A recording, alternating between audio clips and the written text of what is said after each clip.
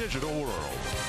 By Sanford Orthopedics and Sports Medicine for the everyday competitor in all of us. And by Northland Ford. Visit buyfordnow.com and your local Northland Ford dealer today. It is a beautiful night in Minneapolis on this Saturday night, and it's Game 3 between the Athletics and the Minnesota Twins. And we welcome you to Target Field. Dick Bramer along with Roy Smalley. The Oakland A's caught a fire in the middle of June, and then they added to their roster, and they added Mike Fiers, getting him in a trade from the Detroit Tigers, and boy, has that worked out well for them. He has been lights out in 3 starts for the A's, and I'm going to tell you, there is nothing better in the world for a veteran player to go from a last place team or near the bottom of the league to a team that's fighting to be in the playoffs and get a chance to contribute to that success. He's doing that.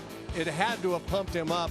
A veteran guy that has really come on for the A's. He's throwing a lot of strikes, not walking anybody, getting people out, and having an awful lot of fun. The A's are focused on this October, and the Twins are focused on 2019.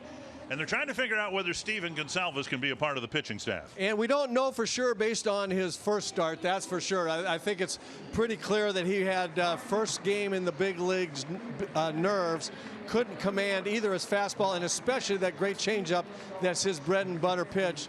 We'll see if he can get his legs underneath him here today, pitch like he did in Rochester, how it got him here. He had his legs underneath him, but he admitted they were both trembling when he was on the mound. So let's hope that's not the case here tonight as he makes his second big league start.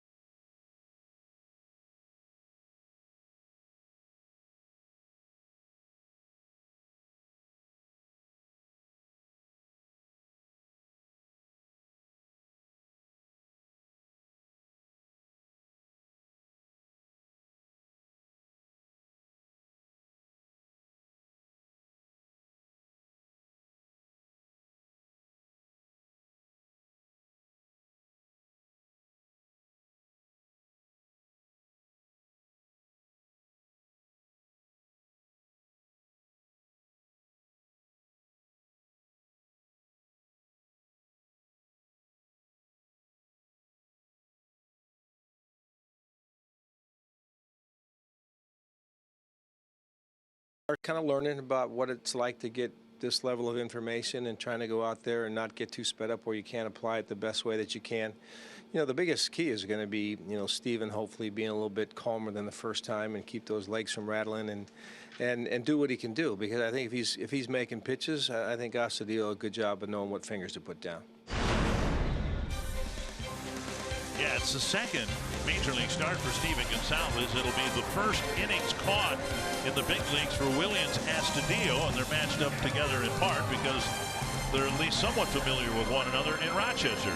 Astudillo told me that he thinks he caught Gonsalves a couple times for the Red Wings. Hey, well, let's hope that not only Gonsalves' legs aren't trembling, but Astudillo's the same way. Well, it's been a special night here already with the pregame ceremony honoring Jim Thome, and now the Twins' task is to hopefully ride a good outing by Gonsalves to a win with Mike Fiers, who's done everything the A's could have hoped for since he was acquired from the Tigers. They've rolled the dice a few times on some players, and boy, they've just had great production from Fiers, Edwin Jackson, and some other position players as well. They did catch a spark of something in the middle of June, and now they've added to the roster, and they look like a very formidable opponent come playoff. Formidable is the right word. Absolutely. They look right now like nobody in the postseason be real excited to play against them. And the Twins take the field. It's night two of Players Weekend. So the players, of course, get to wear personalized jerseys with nicknames on the back, and we'll explain Stove for you once we get rolling here. Gonsalves will face an Oakland A's lineup managed by Bob Melvin in his 15th year as a big league manager, and this might be his finest year. I don't think there's much question that he's going to get strong consideration for the American League Manager of the Year award. Here's the Menards batting order. Marcus Semien leads it off. Matt Chapman, Jed Lowry, Chris Davis, Stephen Piscotty, Chad Pinder, Mark Canha, Ramon Laureano, and Jonathan Lucroy. The home furniture starting pitcher, Stephen Gonsalves, the young prospect that the Twins have been waiting for a while, come up here and show what he can do. He didn't show what he could do the first time up. There was no question about that. I think he's pretty excited about getting out and rectifying that tonight. The Twins out in the field have Eddie Rosario in left, Max Kepler in center, and Jake Cave in right. Sano at third, Polanco, Forsythe up the middle, Mauer at first, and Williams Astudillo, who was up with the Twins earlier this year, and he did just about everything but catch. He even pitched. And now he'll catch Gonsalves as the Twins hope to get back in the win column. Bobby Wilson on the disabled list with his rolled ankle from 2 nights ago, and that caused the call up of Astudillo. Gonsalves made his first start against the White Sox, survived a couple of first inning hits, and then everything kind of fell apart in the second. And the first pitch in the dirt, ball 1 to Marcus Semien.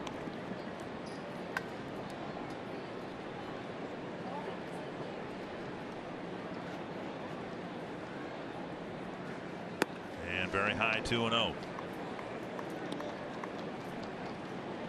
Gonsalves pitching well in Rochester. He had tightened up his control considerably as his AAA season unfolded, but control was part of the issue the other night in Chicago.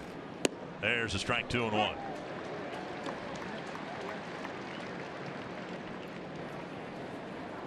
Semien in the leadoff spot, to be followed by Chapman and Lowry. High pop-up right side, playable for Forsythe or Mauer. And the senior member of the infield makes the catch 1 away. Pizza Ranch for the win tonight. Stephen Gonsalves, just leave that first start behind you. Show the command you had in Rochester. Fastball changeup pitcher that can be very effective when he's thrown into his spots. Let's see that Gonsalves tonight. Back from 2-0 to get Semien, and now he'll face Matt Chapman.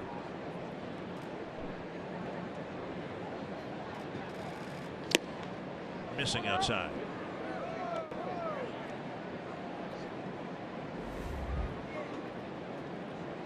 Chapman with a home run last night, and now it's 2-0 now to Chapman.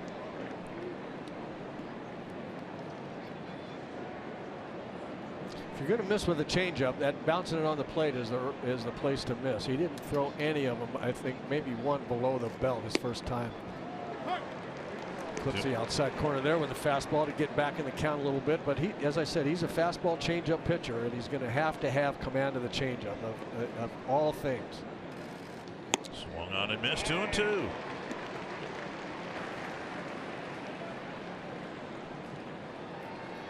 Irvin Alston working with a couple of young prospects in the rotation, Cole Stewart and Stephen Gonsalves. Now 3-2. There's Cole Stewart, who in his third start last time on Thursday night against the Oakland A's pitched a little bit better than the second one, which was a little bit better than the first one. Hopefully these young guys can make strides each game.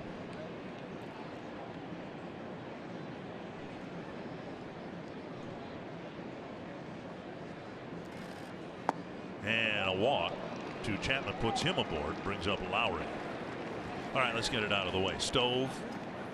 If you've seen the movie Bridesmaids, and Kristen Wiig is in some state of inebriation on the plane, and one of the flight attendants denying her access to first class was named Steve, and by the end of the scene she called him Stove in derision. Well, Mitch Garver gave Steven Gonsalves that nickname, and so that's why he has Stove on the back.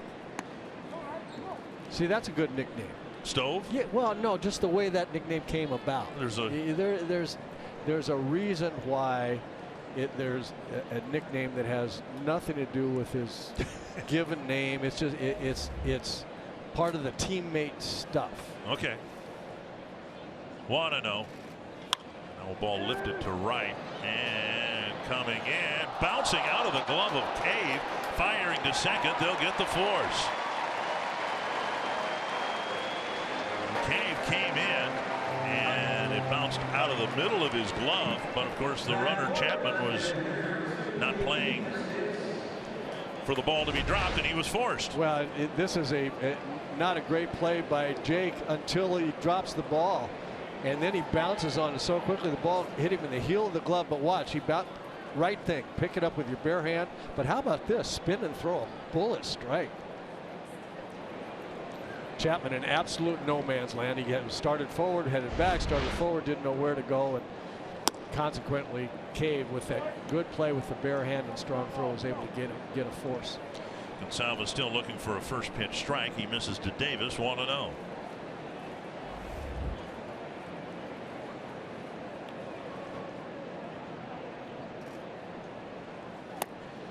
Breaking ball, swinging strike, 1-1. Well, Twins pitcher are going to have to quit that. Hanging those. There's 4 hanging breaking balls in 3 games to Chris Davis that he's missed, and that's not going to go on forever.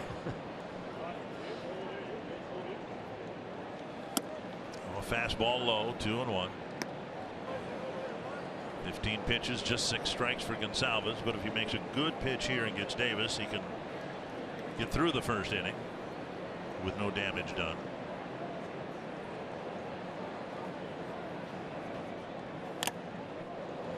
And an off-speed pitch is fouled. 2-2. Astudillo taking that one on the mask.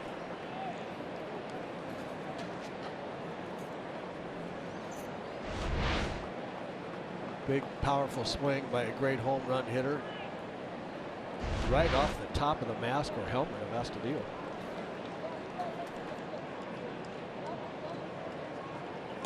Remember when Mike Redmond was here? He's a really good backup catcher for the Twins, but excellent. We would often remark about how, as he was receiving the ball, he would duck down, and you get a few of those foul tips like Astudillo just had, and you understand why. Your involuntary reaction might be to put your head down instead of taking one right in the middle. There's a call, 3rd strike. And Gonsalves threw his best pitch as the final pitch of the inning. He pitches around a walk, no score after a half.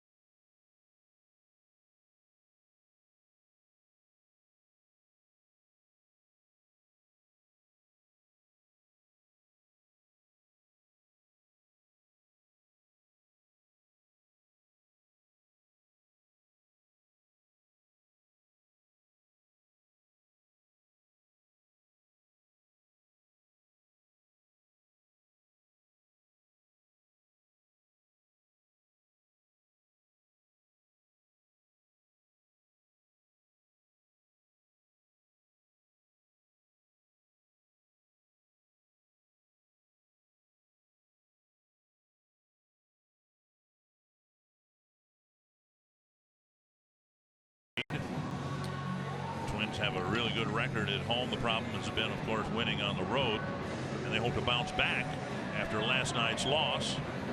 And this is tonight's Menards batting order.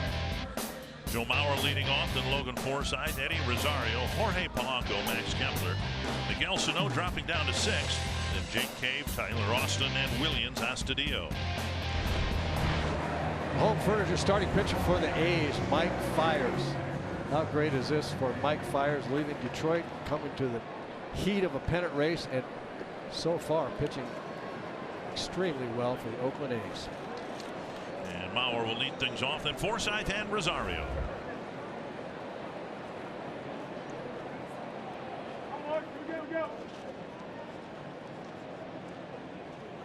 Inside, ball 1. Mentioned that 4/5 of the current Oakland rotation was not with the team when spring training opened. And Fiers just acquired a few weeks ago from the Tigers. This ball lashed to the left field corner, but a twist foul.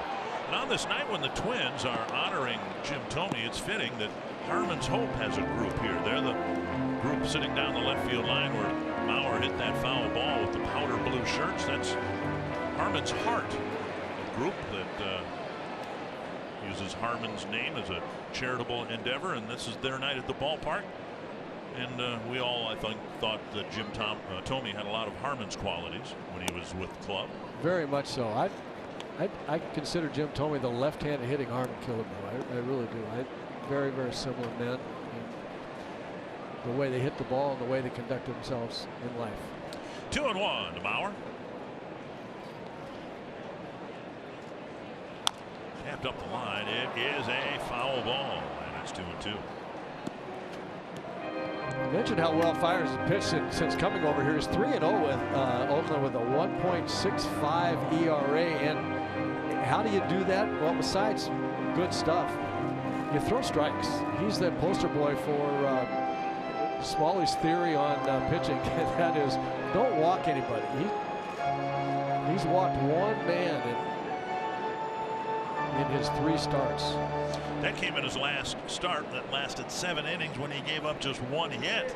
That's how good he was against against Texas. Back to the glove of the pitcher. And Mauer is retired, 1 away.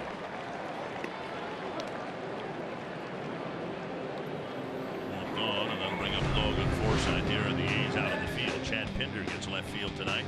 Ramon Laureano in center, Stephen Piscotty in right.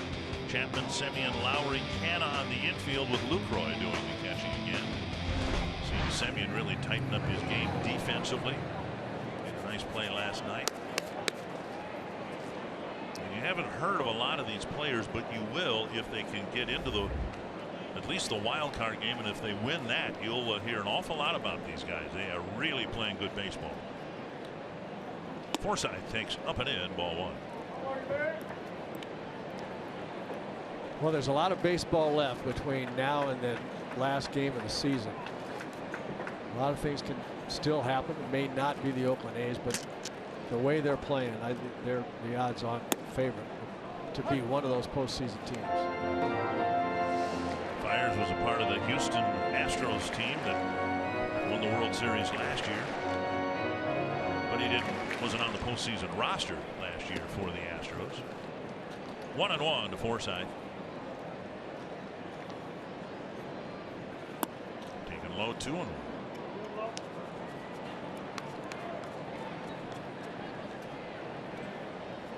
Fiers got a little bit of everything in terms of pitch arsenal. Straight over the top delivery. He's got a fastball, kind of low 90-ish.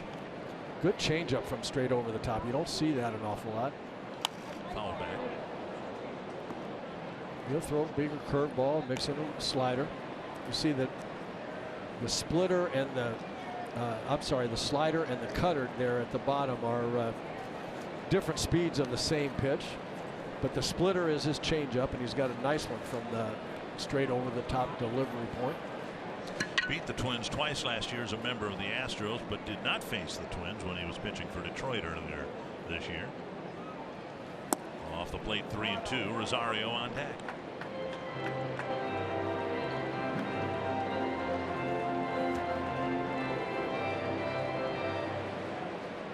Forsythe hitting .249 overall, but .355 as a Twin. There's a dribble. That's going to be a tough play. Chapman can pick it up, and that's it. An infield hit for Logan Forsythe.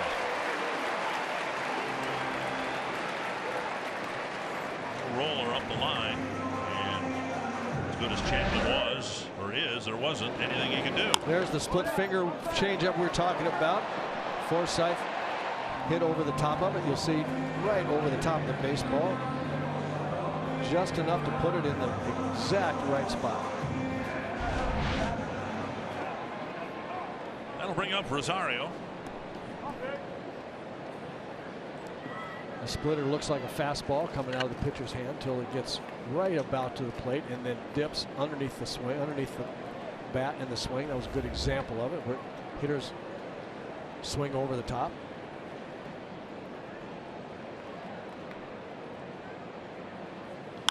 Lifted foul. Now you saw a number of those pitches, and it's a changeup, and it just kind of runs out of gas as it comes towards home plate.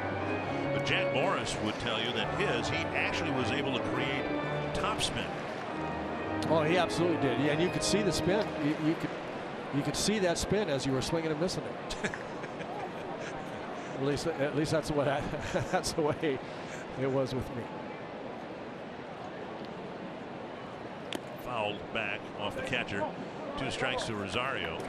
No, the real good splitters look like fastballs. They really do look like fastballs coming up there, and then the bottom drops out of them right at the about where the contact point, where you want the contact point being with the big end of your bat. And a good splitter, and especially a good fastball splitter combination arsenal for a pitcher, I think is the best combination in baseball. 2 strikes to Rosario. He fought, I think, the splitter off there and tapped it foul.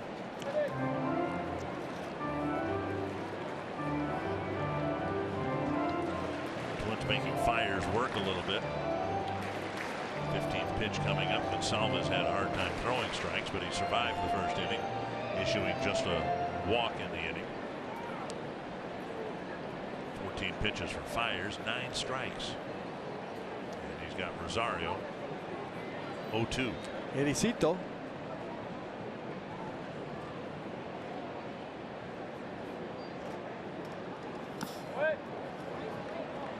And now 1-2.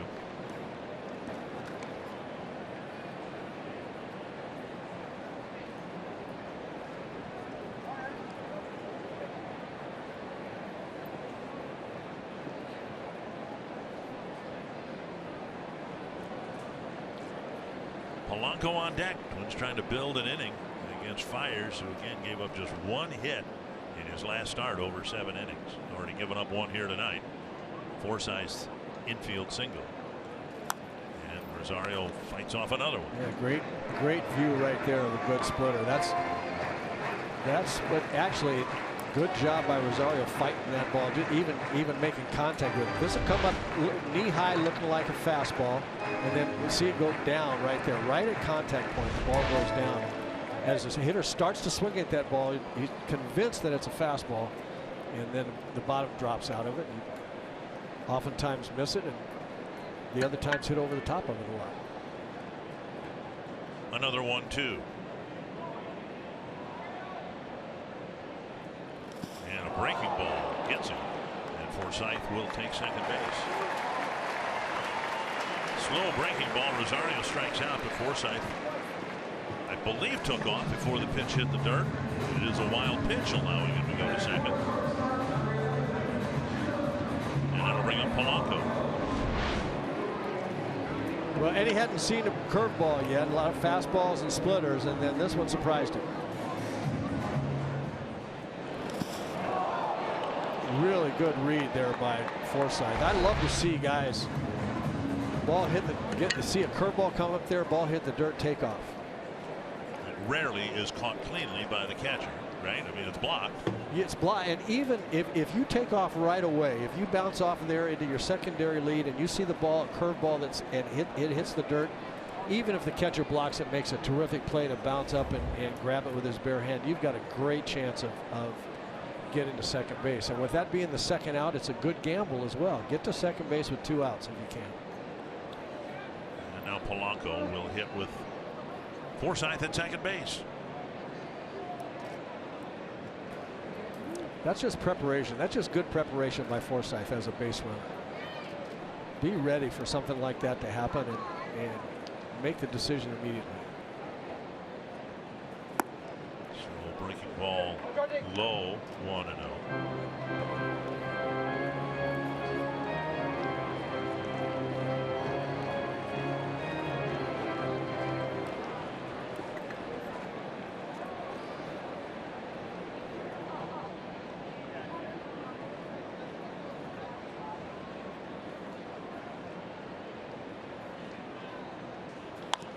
Pulled foul, finally got a fastball. You know, getting back to the splitter, and I, of course, try to look at complex things like hitting very simply. If you have a pitch that drops as the splitter does, and the hitting technique most prevalent now is to try to get underneath the ball and lift it, it would stand to reason that a splitter would be a pretty effective pitch and get a lot of hitters to swing over the top of it, because you can't lift something that moves down as much. You know what I'm saying? Yeah, I do know what you're saying, and especially when it moves down late like that. You start the. This one poked to right center field, and reaching up and making the catch is Piscotty. We'll get back to that. Good. A scoreless first.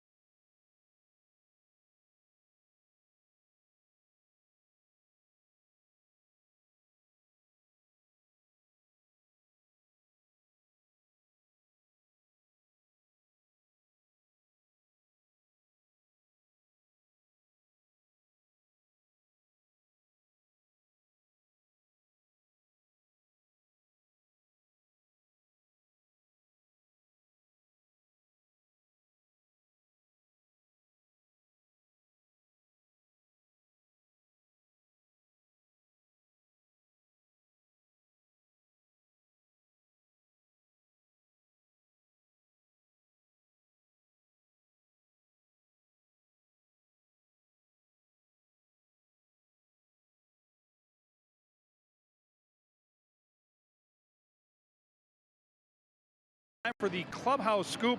Talk about meeting the greats. Jake Cave was very excited, looking forward to seeing Jim Thome, the Hall of Famer, mentioned in New York. Had a chance to meet Reggie Jackson, and what a thrill that was. Some legendary players that Cave has been around. The battery tonight, certainly very young. Mitch Garver said it's a unique experience when you're the guy on the bench every inning, trying to talk to those guys, find out what's working, help those 2 young men settle down. And Garver, a young man himself as far as big league experience, kind of the mentor tonight, guys. And of course, the last one, Gibby fantasy football loving Kirk Cousins this year.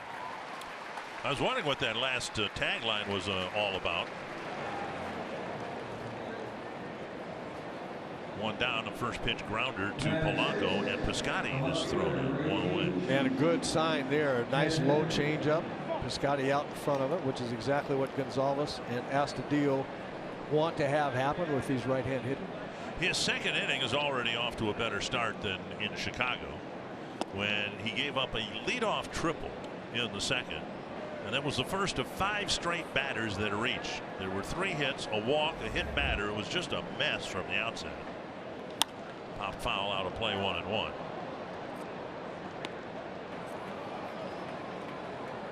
And so Yeah, Paul Molitor's looking, Derek Schill. We're all watching to see if Gonsalves can relax out there a little bit, just pitch his game. Base hit right field with Pinder punching a single through the right side of the infield. And that'll bring up Cannon.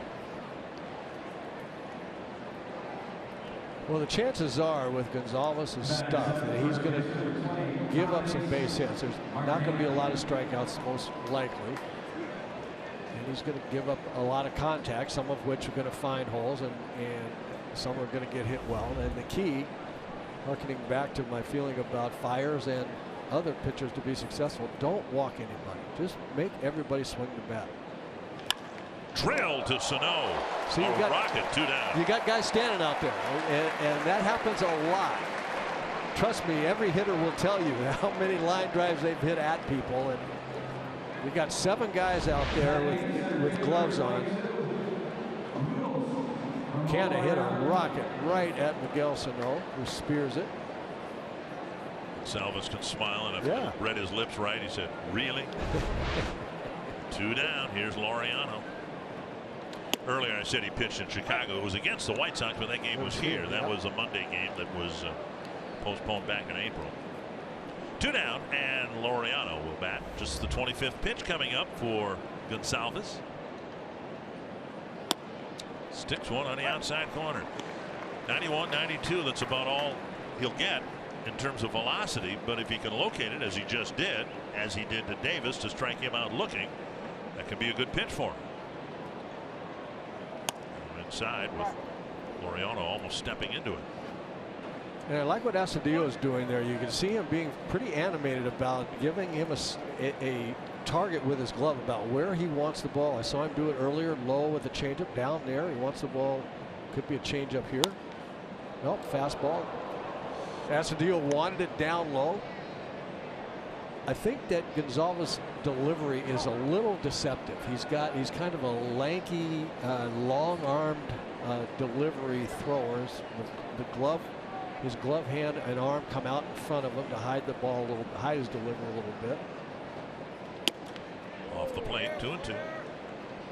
My point being that at 91, maybe 92, that's enough. If you're throwing strikes, you're pinpointing your fastball, and then you're able to throw that changeup down in the strike zone. Jeff Smith there giving Astudillo signs about what pitches they want delivered. And now low, 3-2. Manager and his staff will do that. The manager will, with a young battery especially. Rookie on the hill, rookie behind the plate. They will call pitches from the bench an awful lot. Full count, 2 down. The runner will go. That's Pinder at first base.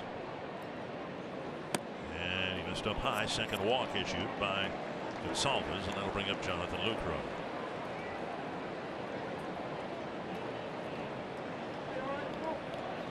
The veteran Lucroy hasn't hit for much power. Batting average is below 250, but had a couple of hits last night.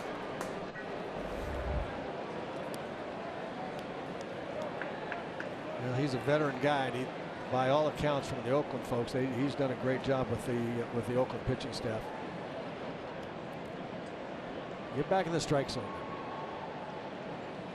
A first pitch strike.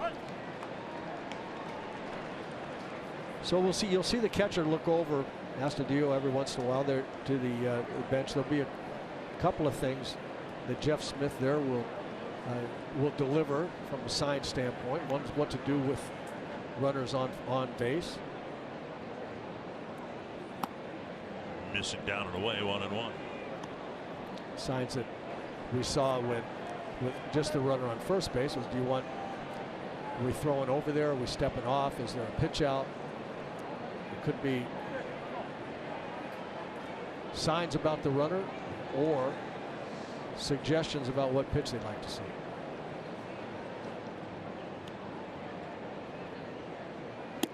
Just off the plate, 2-1. See, that's the pitch he needs right there. He needs to get that pitch down in the strike zone and have guys swing, offer at that pitch. That's his his bread and butter is being able to throw a sneaky little fastball and then a good changeup. And so far, in his first start and here 2 innings or so into this start, changeup's command is not quite there. And a base hit to left field. Rosario will charge it. Coming around third is Pinder, and the throw to the plate is over everybody. Now Gonsalves fires to second, and the A's will have runners at second and third. Rosario uncorked a high throw, and Gonsalves was right where he should be, but all the runners advanced, and Pinder scores. It's 1-0. Well, it's fun to watch Eddie Rosario play outfield and charge the ball as well as he does and throw as well as he does, but this is a mistake, especially this early in the game. You can't airmail everybody like that and allow the batter runner to get to second base. Now you've got 2 runners in scoring position instead of just 1. That's just a mistake, and something in Eddie's excitement about being as good as he is at throwing runners out. You have to keep the ball down as it comes into the infield. Well, if you're the batter, Lucroy, you get to first base and you can see the arc of the You throw. absolutely can see that. You just barrel right to second base. Exactly right. 1 strike, and now a ball. And the end result is another base hit here would score 2 runs rather than just 1, perhaps. Gonsalves having some problems again here in the second inning. 2 singles and a walk. Hoping things don't mushroom like they did here against the White Sox in the second. 2-1. 37 pitches and only 18 strikes.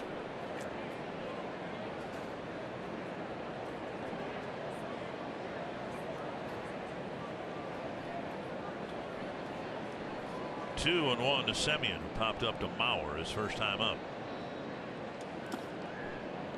3-1.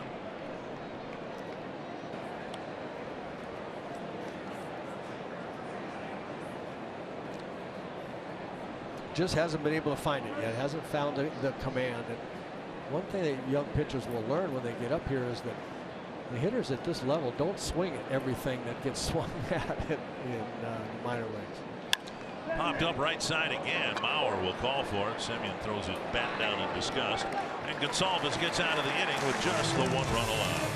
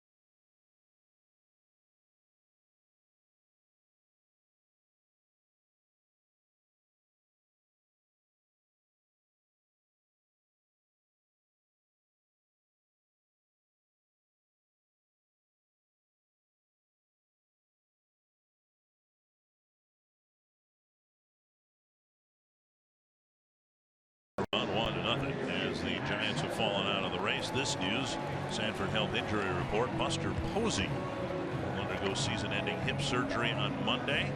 Hope to get him back early next year. 6 to 8 months. Oh, that's. Wish him the best of luck. Don't want him to be out of the game.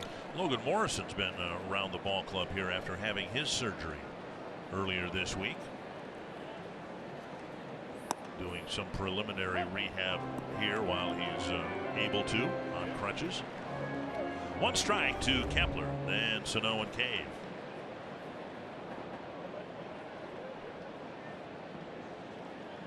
On the ground, hit right to the second baseman. Jed Lowry makes the play, one away. That'll bring up Sano. Be sure to stay tuned. We're hoping to have Jim Thome with us next inning. Talk about Cooperstown, his career, his time in Minnesota.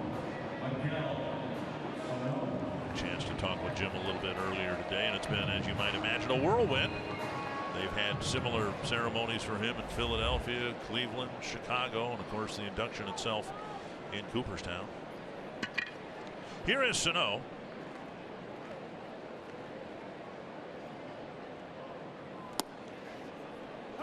Best thing that can happen for the Twins in the next 5 weeks is to get Sano and hopefully Byron Buxton up here and producing as well. You bet. So much of what the Twins built their hopes around this year wasn't realized with Sano's struggles and Buxton's struggles and injury situation.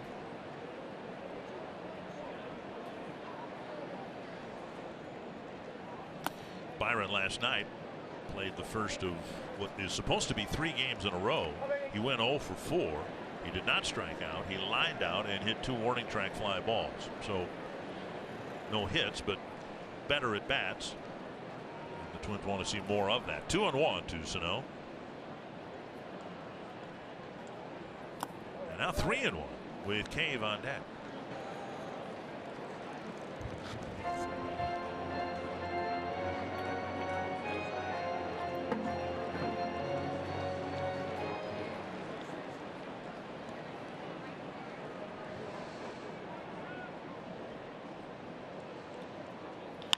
Off-speed pitch tapped weakly to third. Chapman is there, and Sano is thrown out, 2 down.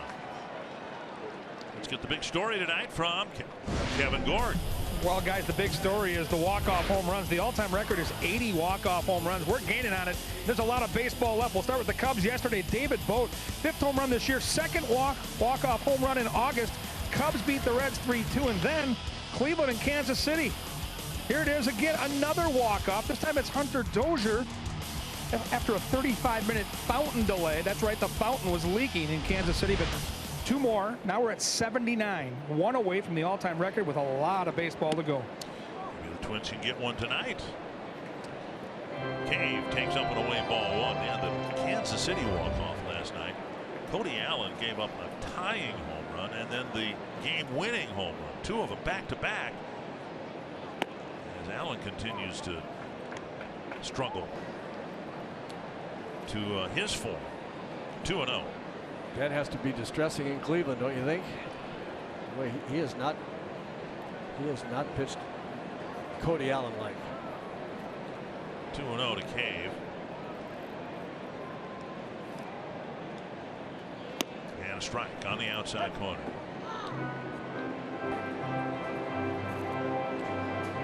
"30 pitches for Fiers and 18 strikes.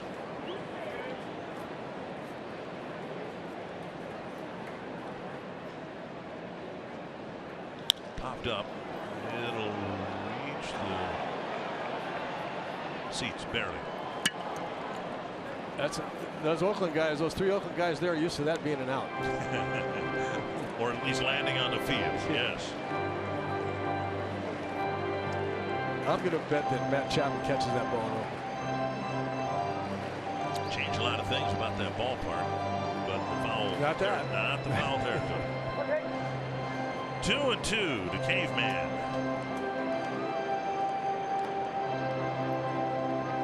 Chapman playing about where a shortstop would normally play, so Cave staring at pretty wide open left side of the infield.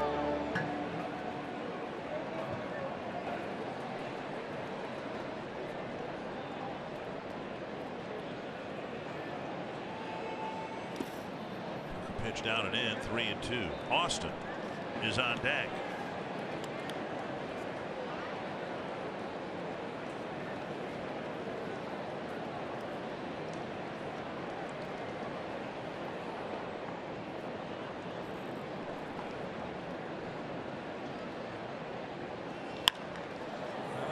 deeper into the left field corner.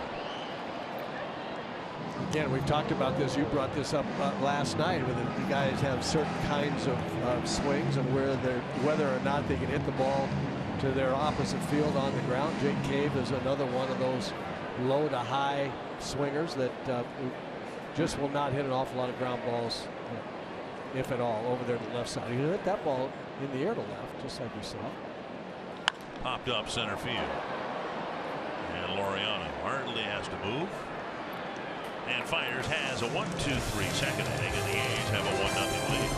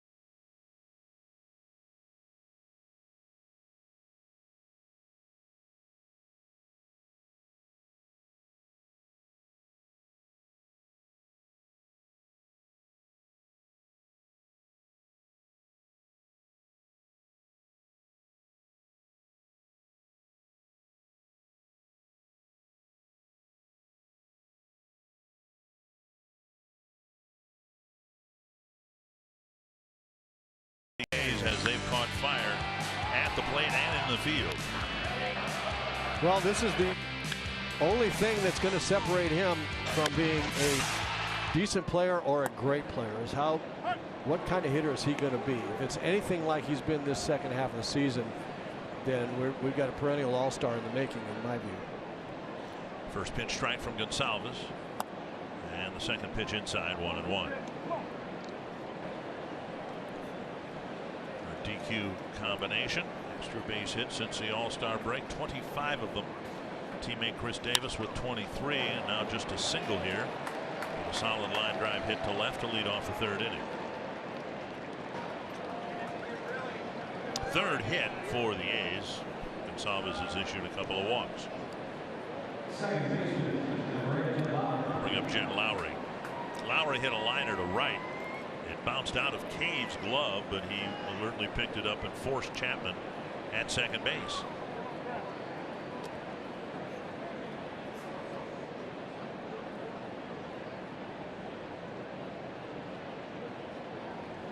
Pitches up, ball one. You know, in fairness to Jake Cave, that right field is a sun field in the first inning or two of the ball game, and he got a late break on that ball that Lowry hit to him, and I don't think he ever really saw the ball very well before it hit him in the heel of the glove. Strike called, 1-1. But he sure made a nice athletic play to get the force and keep Gonsalves out of trouble. Mike Winters hearing it from the Oakland bench and from Lowry a little bit. Look at the names on that list. You don't imagine Lowry being that much of a home run hitter. He's not the biggest guy in the world. Side, and it's 2-1. Very solid player. He's been a solid hitter for a long time. Very just professional at bats and just a really tough out. This is one of his better offensive seasons, clearly, but he's been a good hitter for a long time. 2-1. Now 3-1. Get back on. Come on.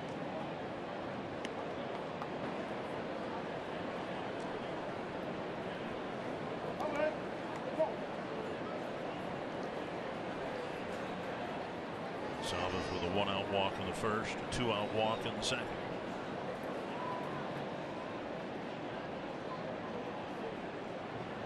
Swung on and missed, 3-2.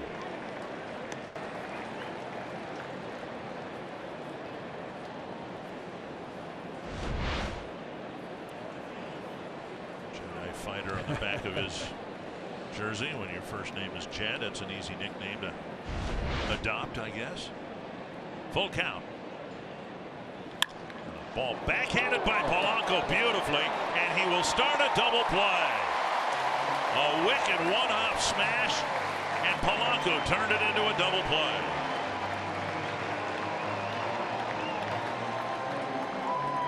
The ball's hit that hard. It really is kind of a do or die with your reflexes, and watch how good this is. A little short hop that he picks on the backhand side, and then it's an easy double play. But boy, it sure didn't start easy.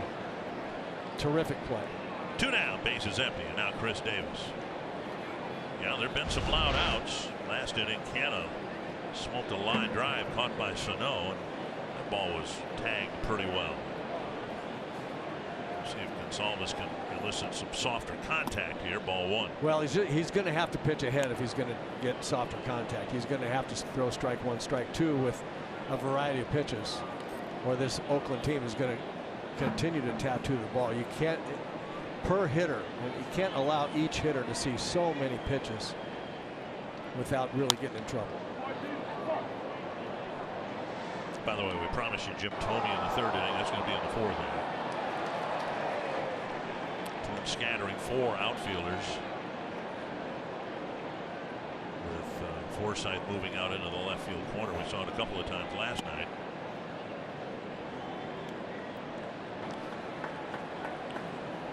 You know, watching Chris Davis, I don't have to see all the sabermetrics and all that. I'm pretty sure that he's going to hit the ball most anywhere else but a ground ball to second. It's a ground ball to short. Shortstop, yes. Just 3 batters facing Gonsalves in the 3rd inning. It's 1-0 Oakland.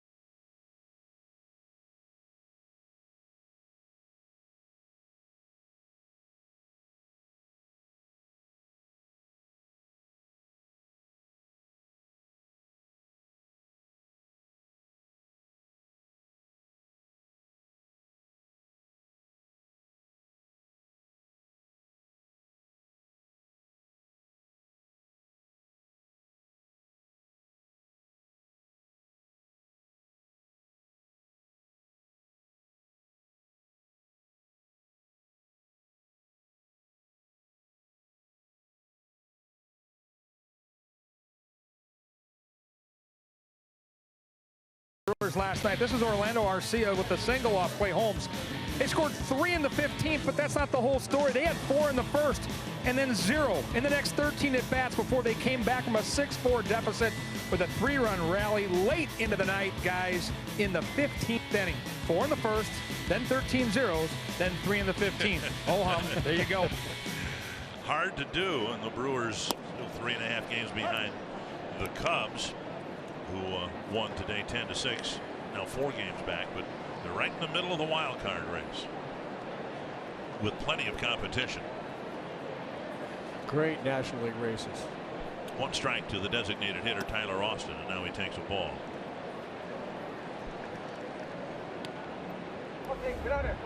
Austin, Astudillo, and Maurer. Facing Mike Fiers. We talked about his split finger pitch. And, you know, again, me trying to look at something complex simply with so many hitters trying to. Oh, a rocket up the middle, and that'll skip into center field. Austin with a sharp signal to lead off the third. So many hitters adopting the lift swing into their swing, and it would seem almost impossible to have a good result if you have that swing against a pitch that breaks late straight down. Well, you're absolutely right. It was we see Tyler Austin right here. I love this swing for him. He is so strong that if he keeps his approach in the middle of the diamond and then just lets his hands react to pull or hit the ball the other way, he's going to be a very successful hitter. I really like Tyler Austin. I think he's got a big upside. Here's Astudillo. Astudillo will swing early. He'll swing often. He rarely strikes out. He rarely walks. It's exciting. But back to your point, the split finger, the most important part of why it's hard to hit the upswinging, use the upswinging swing against a ball that's breaking down, is because of the lateness of the break of the split. One strike to Astudillo. Toward the hole. He'll have to hurry. Semien out there and a double play. Nice play. Double play started by Semien. And they're 2 down.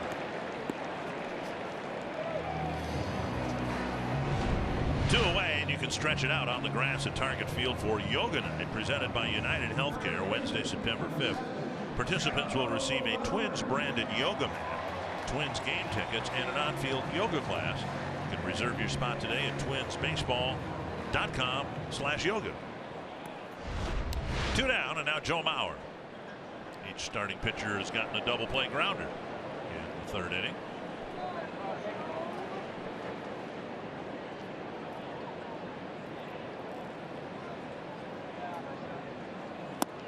At the knee, strike 1.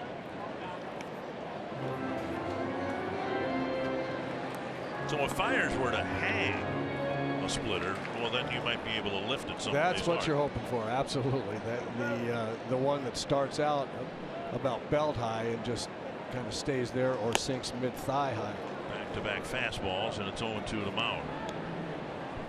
Mauer hit a one-hopper back to Fiers his first time up. You know, people might ask, what about the sinking fastball?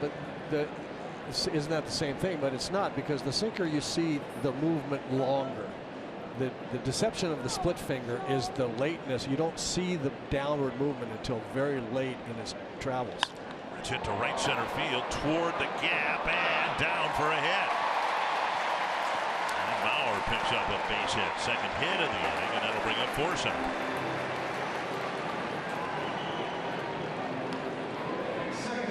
Not a hang time, but he hit it in a good spot. He did hit it in a good spot. He fought it off, ball up and in with 2 strikes. He was able to throw his hands in so he could get enough of the big end of the bat to the ball. Now watch his hands right here.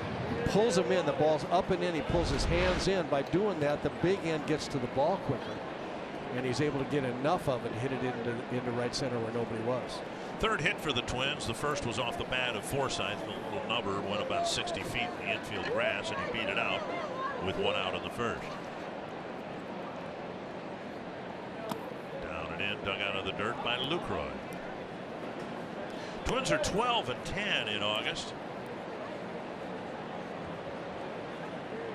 And one of the reasons they've had a winning record is the guy they picked up from the Dodgers in the Dozier deal. .355. He's playing good baseball, and he's been right in the middle of most of the rallies that the Twins have had offensively. Missing inside, 2-0.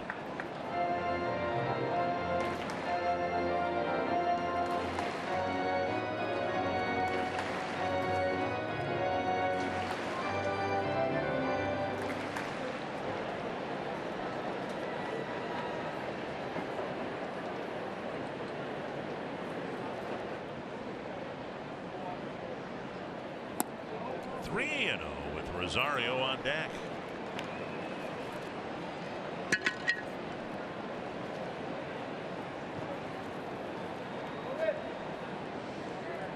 I would tell you that the reason he's hitting so well is he's been in the lineup every day.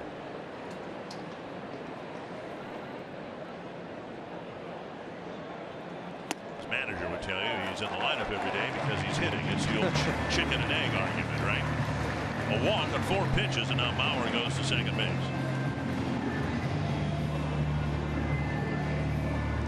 Even when he's been making outs, though, he's impressed his manager with the professionalism of the way he goes about his at-bats. He will fight a pitcher all the way through to the end. It doesn't give away a lot of at-bats with lousy swings or lousy approach. But it's his overall game, too, that's been impressive, running the bases, playing in the field. See if Rosario can deliver a big 2-out hit here. Turns down a run. Rosario struck out on a curveball in the dirt his first time up after falling behind quickly 0-2. He fought for a while and then ended up striking out on the curve. Splitter tap foul.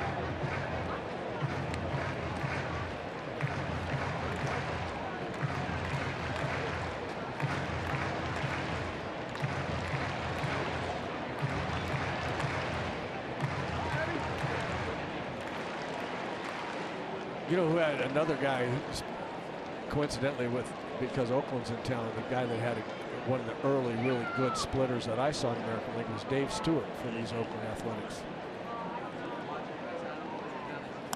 Turned his career around. He was a journeyman pitcher, and then he won 20 games 3 years in a row, 4 years in a row. Right. I hit against Dave when he was with Texas, and he threw the ball 97 miles an hour and didn't really know where it's going, didn't have that splitter, and was not easy to hit off of, but you could time that fastball whenever he'd throw it for a strike. Once he developed control and that splitter, boy, he got tough. 1-1 to Rosario. Called strike over the inside corner, and Rosario wanted ball 2. And should have gotten it.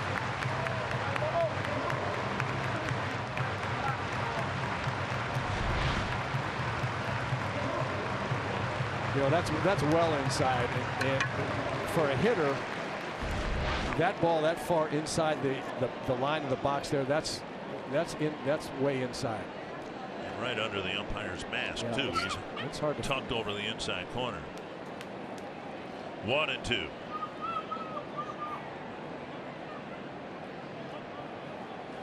And then a high fastball gets him, and Rosario flings the bat away and glares at Mike Winter.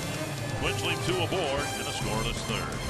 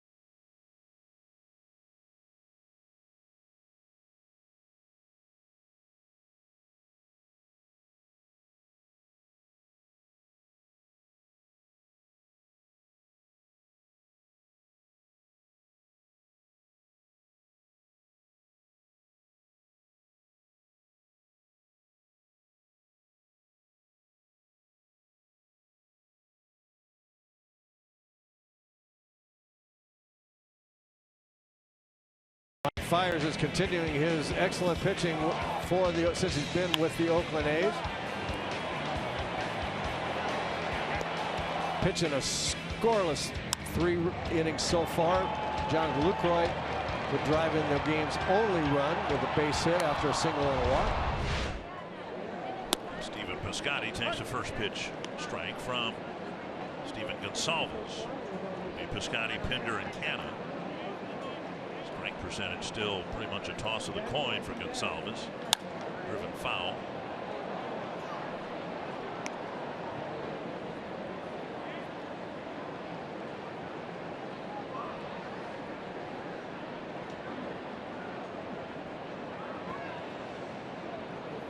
Two strikes. Pitch is up. One strikeout for Gonsalves. It was Chris Davis looking to wrap up the first inning.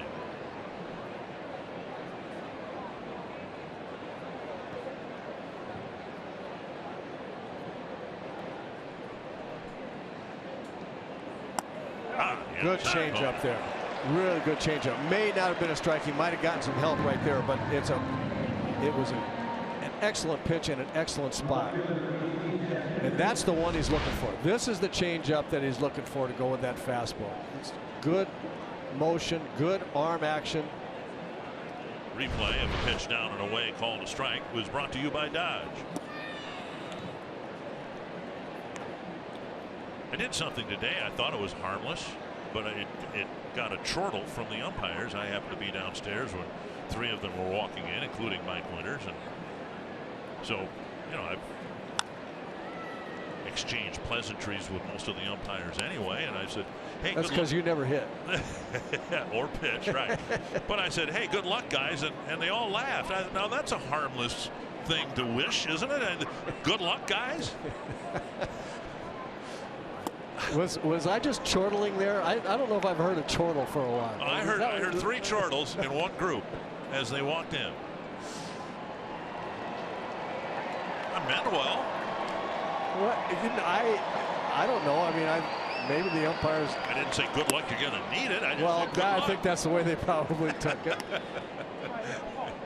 2-2. Mike Winters has been around a long time. I think basically they just thought you were saying this will not be a demonstration of skill. It's just going to be luck tonight. Well, that's not how I intended it at all. Sharp ground ball, and it skips by Sano and into left field. Pinder has his second hit. And that'll bring up Canna.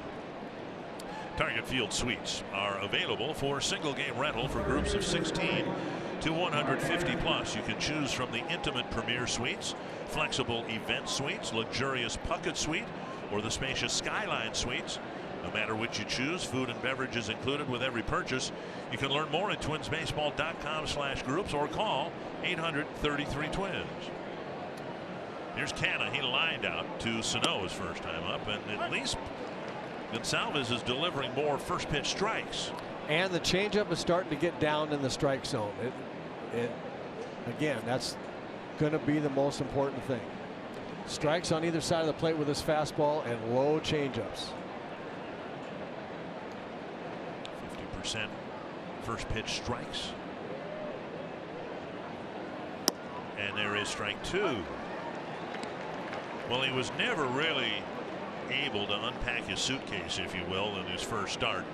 Things snowballed on him in the second inning, and they went and got him out of there. So behind 1-0, and he's given up some well hit balls, but he's got to feel a whole lot better about what's happened here tonight. I think so. Astudillo wants his fastball up in the strike zone, show him the hitter something higher. Didn't get it up there. Good idea by Astudillo there. Change the hitter's eye angle a little bit. He threw him a changeup first pitch down in the strike zone. He hit the outside corner with the dart of fastball on the second pitch, and Astudillo's thinking, okay, let's show him a fastball up by his eyes, and then we can go back and throw either speed down in the zone. Just keep moving the hitter's eyes around. That's good thinking there. See if they go back to the changeup now on 0-2. Lifted foul. The fastball, by the way, that he threw 2 pitches ago was 93. This one 91. So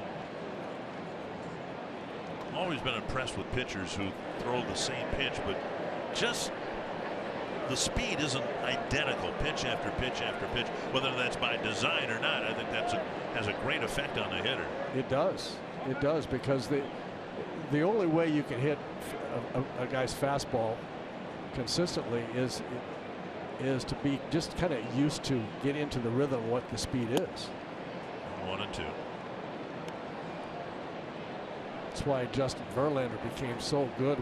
You've talked about this, and Bert has, and Jack has, for example. A pitcher like Verlander late in his career, he would cruise along at 93, 94, sometimes 95, and when he needed it, go to 97 all of a sudden. And the difference between 94 and 97 is significant. 1-2 to Canada. Verlander's case, he would just sit at 93 and get you out, and then when he got somebody to second base, that's when you saw 97. And if you're used to seeing 93 as a hitter, to your point, 93, 93, 93, you get into that rhythm, and then all of a sudden 97 comes along, you're late. 2-2.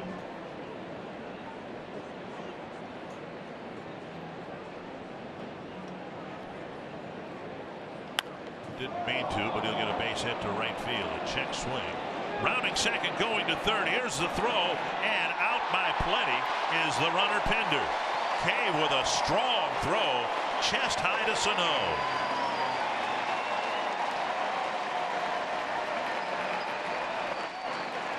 Well, a page out of Eddie Rosario's book. Jake Cave charged that ball very, very well.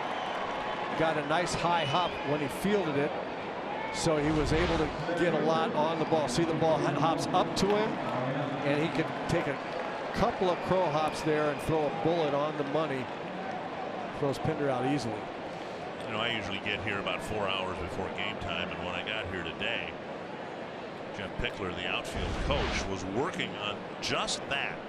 He had 3 outfielders out there working on charging the ball. He was down the right field line, hitting them ground balls in the grass and getting them to charge aggressively to be in position to do what he just did. It's everything, and people think about the strong arm in the outfield, but it really is about shortening the distance that you have to throw.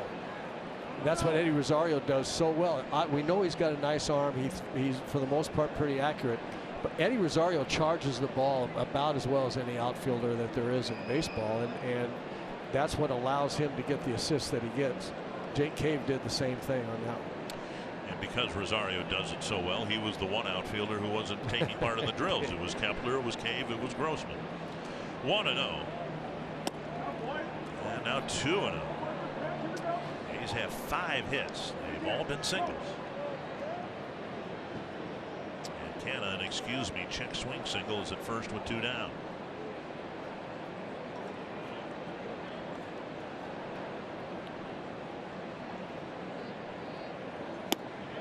Outside 3-0. The changeup to Canna was high, and again, it just, a pitcher needs to live with that changeup down low. The fact that it was high, the excuse me swing got the hitter a base hit. If it were low, if it had been low, that excuse me swing would have been an easy ground ball somewhere. There's a strike, even though Laureano wanted first base.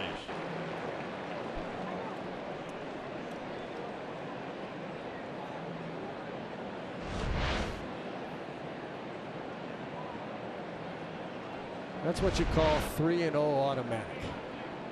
You've been saying that for years. And you last had a 3-0 automatic called against you how long ago? 1987? 1987, I guess. Okay. You got to let it go. You've got to. Oh, I don't care. I mean, I'm just watching. I'm just reporting what I'm seeing. And I've been seeing it for a long time. First and second, 2 down, and now Lucroy, who drove in the lone run so far with a 2-out single in a similar spot in the second inning. I thought I was going to get thrown out of the game one time when I was up there in a big situation. It was 3-0, and under my breath, so that it didn't look like I was saying anything to the umpire. But I don't even remember who the umpire was. But it was the wrong one, because I said, okay, let's call this like it's 3-2 now. Call it like it's 3-2. Before the pitch. Before the pitch. I thought I was going to get thrown out of the game. He didn't like that. It was kind of like saying good luck, you know. I just feel so bad, because it was just the most friendly gesture on my part. I didn't mean to be sarcastic. Yeah. I think next time you'll tell the umpires, have a good game. Okay. Right? Well, you'll say something like. It won't be good luck, I can tell you that. There's Lucroy. And a high blast to left center field. Going back is Rosario, but that ball is gone off the facing of the second deck. And Lucroy has driven in all 4 runs.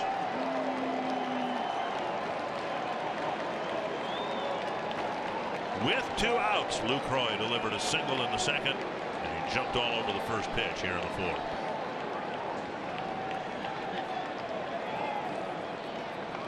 Well, have I mentioned about walks? Here's a fastball right down, or no, it's a changeup. High changeup right down the middle. Lucroy put a charge in it. But again, all big innings have walks involved. A baseball ended up on the field. I don't believe it's the baseball.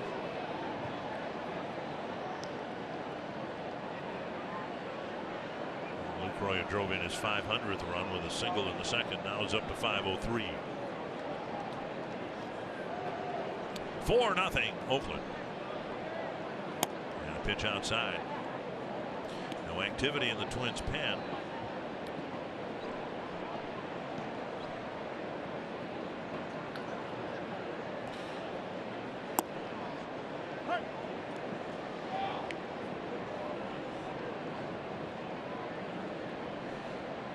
Gonsalves has faced 18 batters and retired half of them, 2-1. StatCast AI powered by AWS, and it was gone almost as soon as he made contact.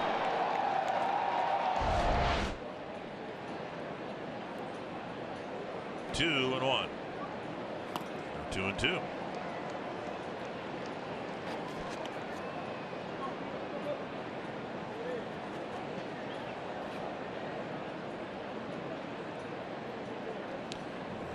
Gonsalves has retired just 1 batter this inning. That was Piscotty with the called 3rd strike.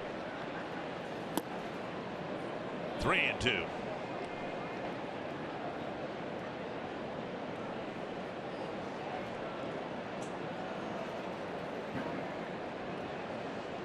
'80th pitch coming up for Gonsalves. He's thrown 41 strikes so far. Tapper foul, 3-2.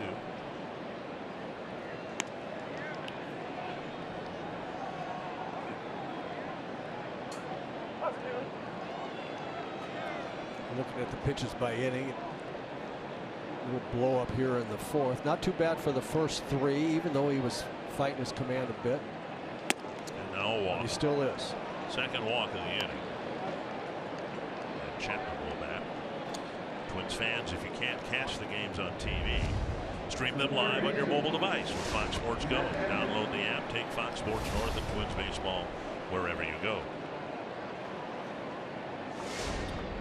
Only team to beat the Twins in back-to-back games here at home since the All-Star break, the Cleveland Indians, who are headed for the playoffs, barring an historic collapse. And now they've got him picked off.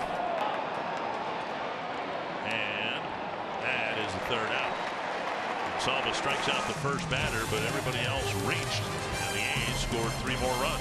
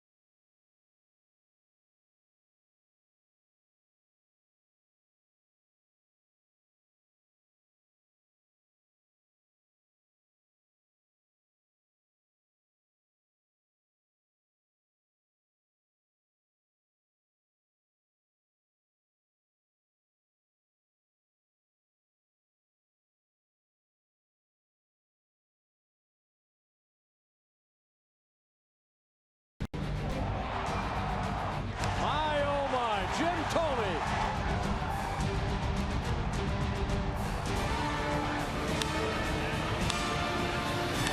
Number 600.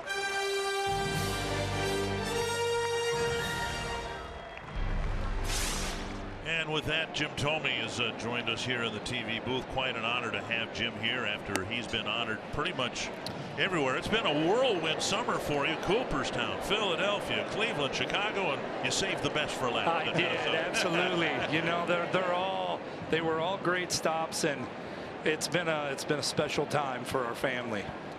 1-0 the count as the Twins hit here down 4-0. What was your favorite memory of your time here? It's just a year and a half. It seems like it was longer because you had so many memorable moments.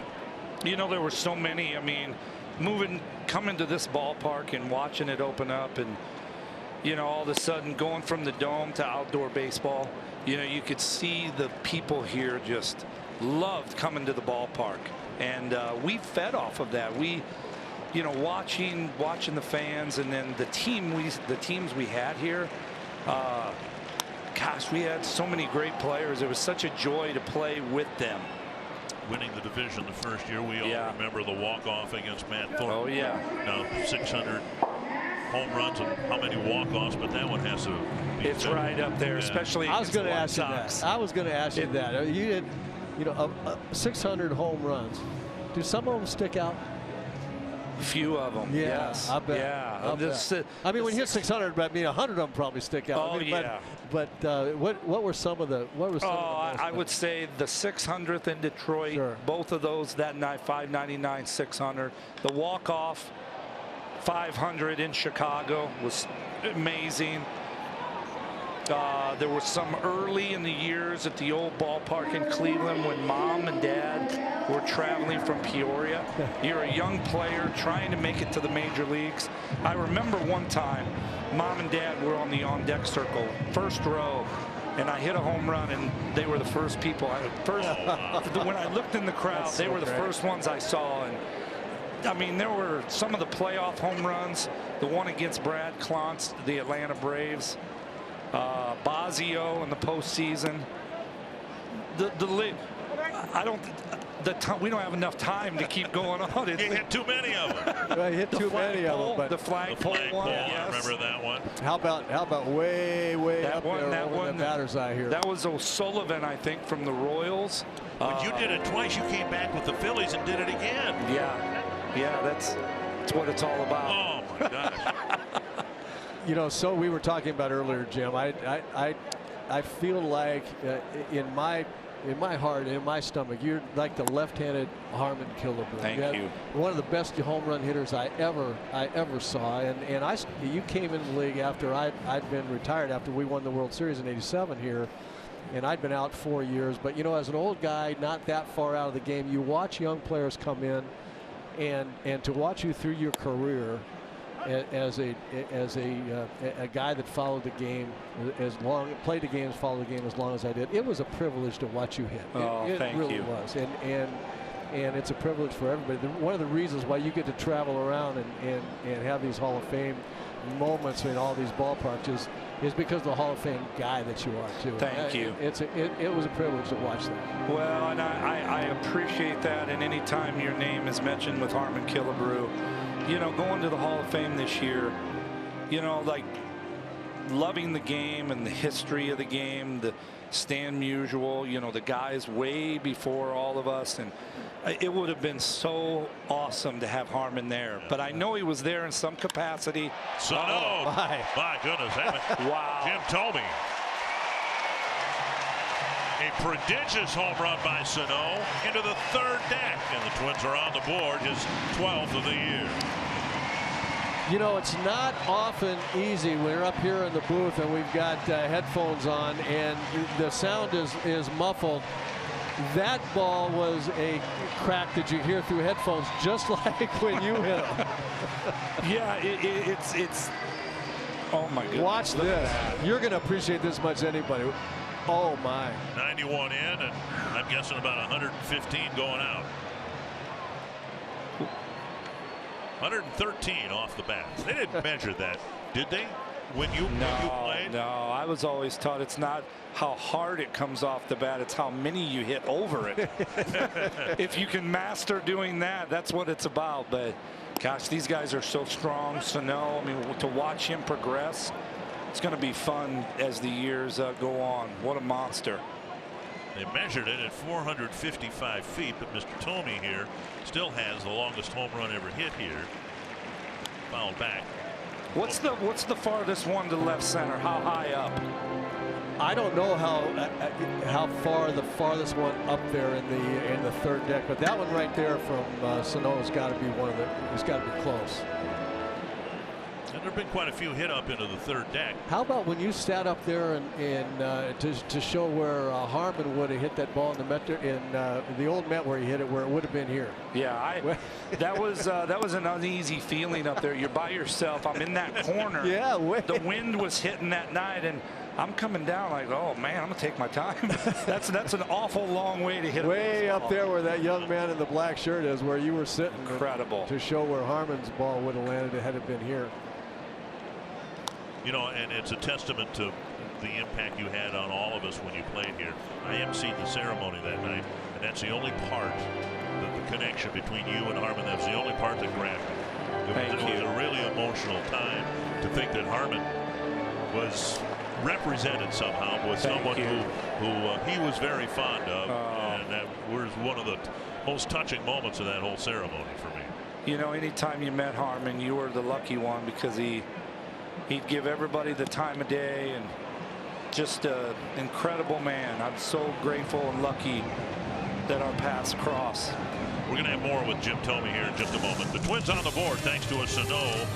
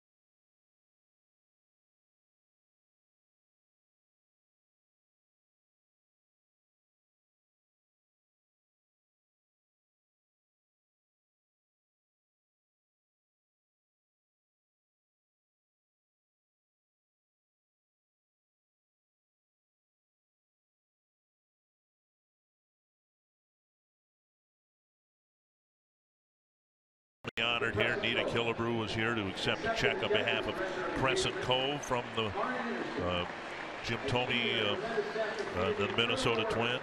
And then the first pitch to Joe Mauer, and it was right there, strike one. Right? Well, you want to throw strikes. You know, I threw a first pitch out in Charlotte. First time I ever did, and I thought, man, don't bounce it. Right. So I overthrew it. I overthrew it, and since then I've been able to do a few of the first pitches. So I thought, I said to myself, just slow down a little bit. You don't have to be in such a hurry. Hey, I want to turn this around on you, and I'm sorry, it's kind of an abstract question to throw at you, but we mentioned you had such a great impact in this area. You were so revered by the fans. And no player has come in here in such a short period of time, year and a half, and have the impact on and off the field that you had. Why do you think that was? Why do you think you had such an impact in a place where you only played for a year and a half? I mean, I think as the player, you want to come to the ballpark, you want to show people how much you love the game, and just play the game. Play the game like you always have. And actually, I would say, like, they they showed me so much love here. I think as a player, you want to give that back. And then all of a sudden, maybe there's this connection. And then it wasn't just me. It was the way Kadire played. It was the way Punto played as a bench guy. It was the play how Kubel played when he got the opportunity. There's a unique gift that the Twins organization has, and that's they teach the game how you should play it, and it's been passed down for many, many years, and I think the fans can relate to that. Yeah, but I got to tell you, I want to jump in on that part of the answer to your question too, Dick, about this guy, because Twins fans watched you as the great player that you were for a lot of years with all these other teams, and then you come here. This is going to be a two-part answer, but you come here and you're the same guy on and off the field that we had been watching and Twins fans had been watching for a lot of years. And it would have been understandable toward the end of your career, I think, for Twins fans, if you weren't quite the player that you had been. But you were that player here. I think you played somewhere 170 some games, and you put up the same kind of numbers, the 30+ home runs and the close to 100 RBIs in that almost 162 like-mannered season. So I think he was beloved because even toward the end of his career, he was the player and the guy that we had always watched as you beat the Twins with other teams. And I at that point in my career, I came here as a bench player, and I think one of the things I appreciate Gardy was that Gardy really did a great job at handling our bench. We had some guys that were everyday players. Me more in the twilight of my career, health-wise, he monitored that well, but he had a great way of using his bench and the everyday guys to where we all had success. And I really credit him a lot for that. That's the year I think Morneau got the concussion. Yes. So then my playing time picked up, and I was fortunate that he still monitored that but gave me those at-bats. And I, like we all know, you got to play to get better, and I was fortunate to do that.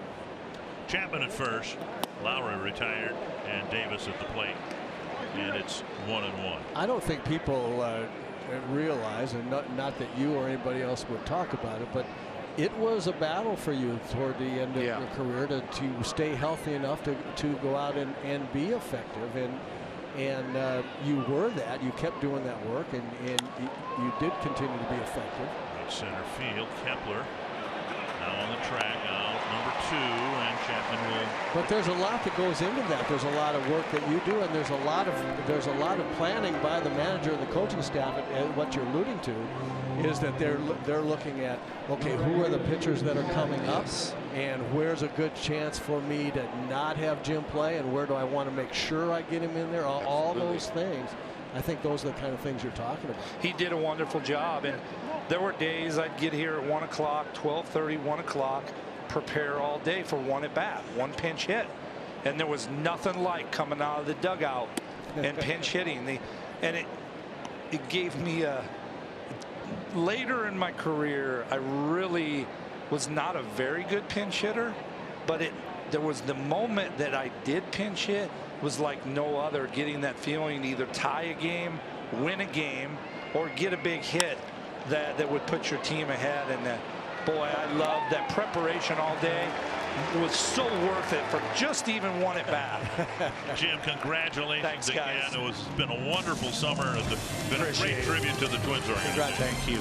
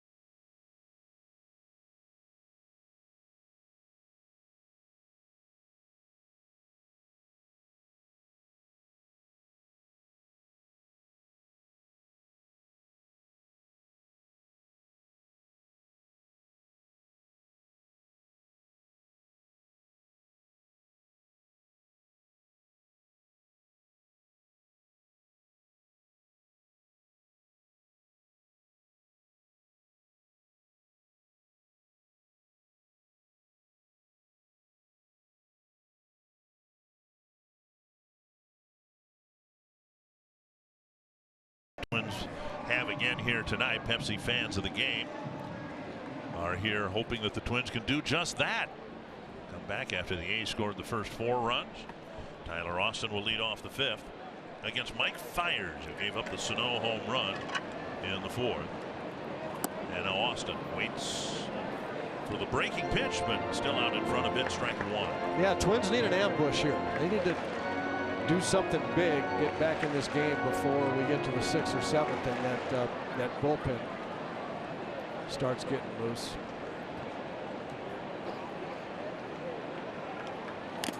Foul. What the A's are getting from Fiers is not that uncommon. Cubs are getting it from Cole Hamels, languishing in a losing season for a losing team. And in this case, Fiers coming from Detroit to the A's, and you jump into a pennant race and everything is so much more fun. Breakfast tastes better in the morning. Coffee is hotter in the morning. Everything is better when you're in a winning environment. And as a result, very often you'll see, whether it's a pitcher or a position player, a rejuvenation. No question about it. I'm sure that it's had a big impact on Fiers. Guys are professionals. They're given everything they have with no matter who they're playing for, what the situation is, what the record is. But adrenaline's a wonderful thing. 2 strikes and now a ball. Astros benefited from that last year with Justin Verlander. He was having a good year, but suddenly with the trade, being in a competitive environment, he was pitching as well as he'd ever pitched before. Whatever your level is at, if you're in a winning environment, if you're any kind of a ball player at all, you can elevate that level to a higher level. And that's what, so far at least, Oakland's getting from Mike Fiers. Pulled foul, still 1-2.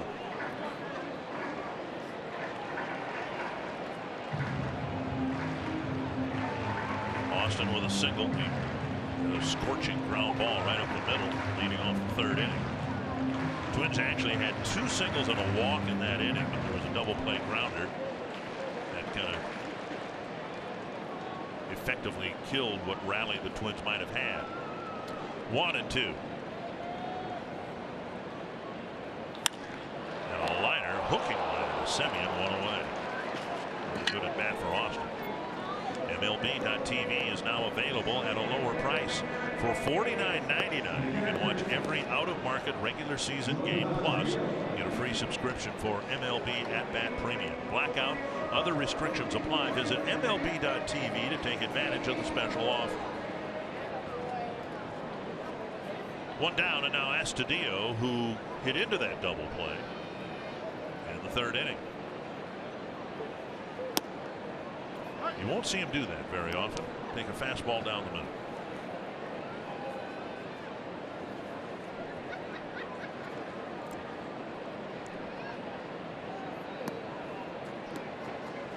He's up there to hit. And now low, 1-1.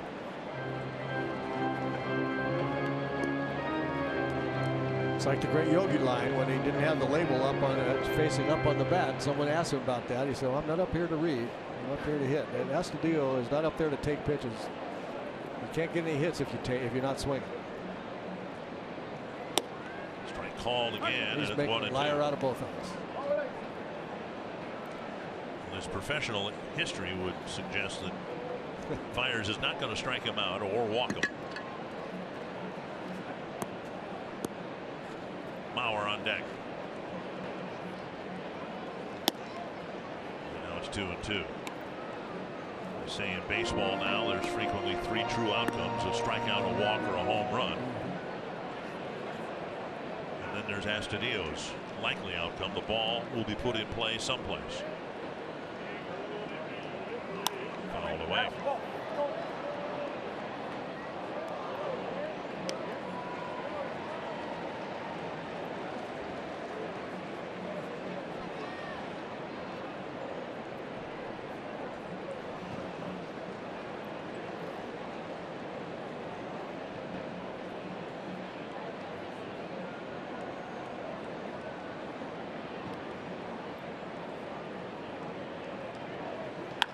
And he gets a base hit to center. Astudillo aboard with one out here in the 5th. Somewhere here at Target Field is Kevin Gorg. Yeah, Dick, really fun to talk to Joe Mauer this afternoon about the impact Jim Thome had on the clubhouse and himself. He said, what a genuine guy. He was friendly to everybody. He was there for everybody. Such a gentle man behind the scenes. But he said what stands out to him is what a fierce competitor he was, how hard he worked behind the scenes and how much he enjoyed competing. And you could hear it, guys, when you were conversing with him in the booth, just talking about pinch hitting. You got the blood pumping just listening to him talk about that. Joe Mauer referenced that today. Gentle giant, fierce competitor, and so well respected around this ballpark. Inside a ball. Thome was the subject of one of the best sports photographs I've ever seen, and I have it in my office at home. Him crossing home plate after his walk-off home run against Matt Thornton. And you see Thome's back. You don't see his facial expression, but you see 14 or 15 different expressions of joy at home plate. His teammates waiting for him after he turned a loss into a win in 2010. 1-1 to Mauer.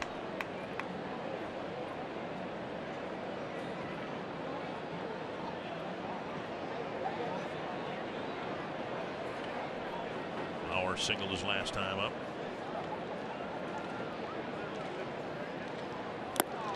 And now 1-2. Talking with Joe a bit today about hitting. I wasn't talking, I was listening. Good choice. Yes. And he made the point, and I think we've seen the realization of it. He says it's tougher to hit now than he thinks it's ever been, and I want to get your thoughts on that with the increased velocity, the way pitchers, plural, are used so frequently. You know, he said when he started his career, he pretty much could assume that he would face the starting pitcher Same 3, guy maybe 4 times, and that's not the case anymore. Right. So I just wanted to get your thoughts about how the difficulty of hitting, which has always been there, and whether with those factors included, he might not be right, that it is tougher for someone to do his thing in the box when everything around him is changed. Yeah, I think he's absolutely right about that. And you know, if you think about how bullpens were constructed back when I played, and probably even to some degree when Joe first came in the league, I mean, the guys in the bullpen, except for the closer, were guys that wanted to be starters and didn't make the rotation, you know, so they had good enough arms to go out in the bullpen. And an off-speed pitch tickles the outside corner, and Mauer is called out on strikes.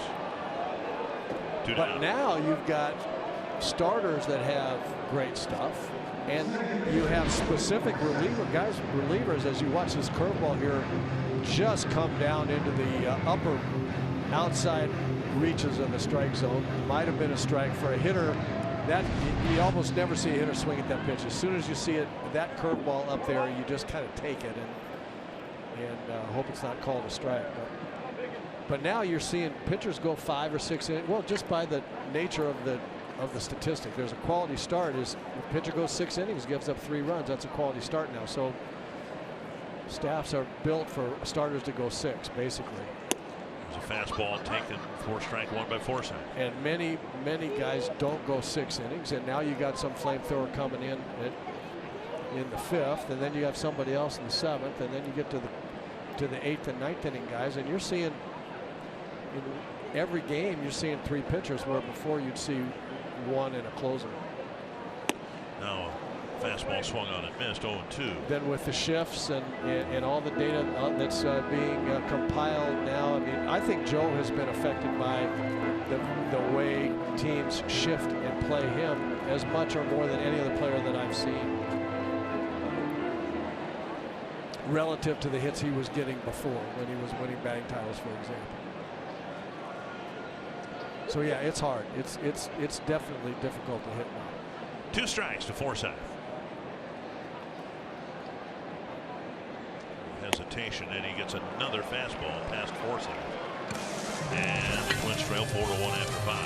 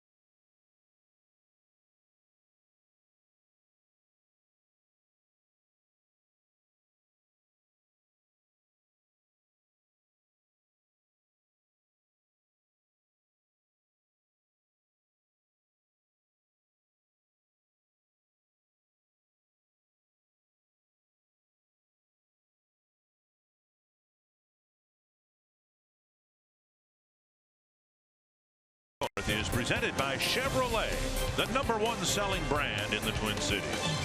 By Grant Casino, the best stories start here. And by Wisconsin Dells, the water park capital of the world. Athletics 4-1. Catcher Jonathan Lucroy has driven in all 4 runs. Sano's hit a home run. Jim Thome was honored before the game. And the night is done for Stephen Gonsalves. So I'm going to ask for the Roy Smalley grading schedule on Gonsalves' performance tonight. Well, still not what he wants, where he wants to be. And I don't know that I would give him a letter grade, but it's a ways away from where he wants to be. Just didn't have the command that he needs. Outside ball 1 to Pinder. Alan Buznitz, the new pitcher. It'll be Pinder, Canna, and Laureano here in the 6th.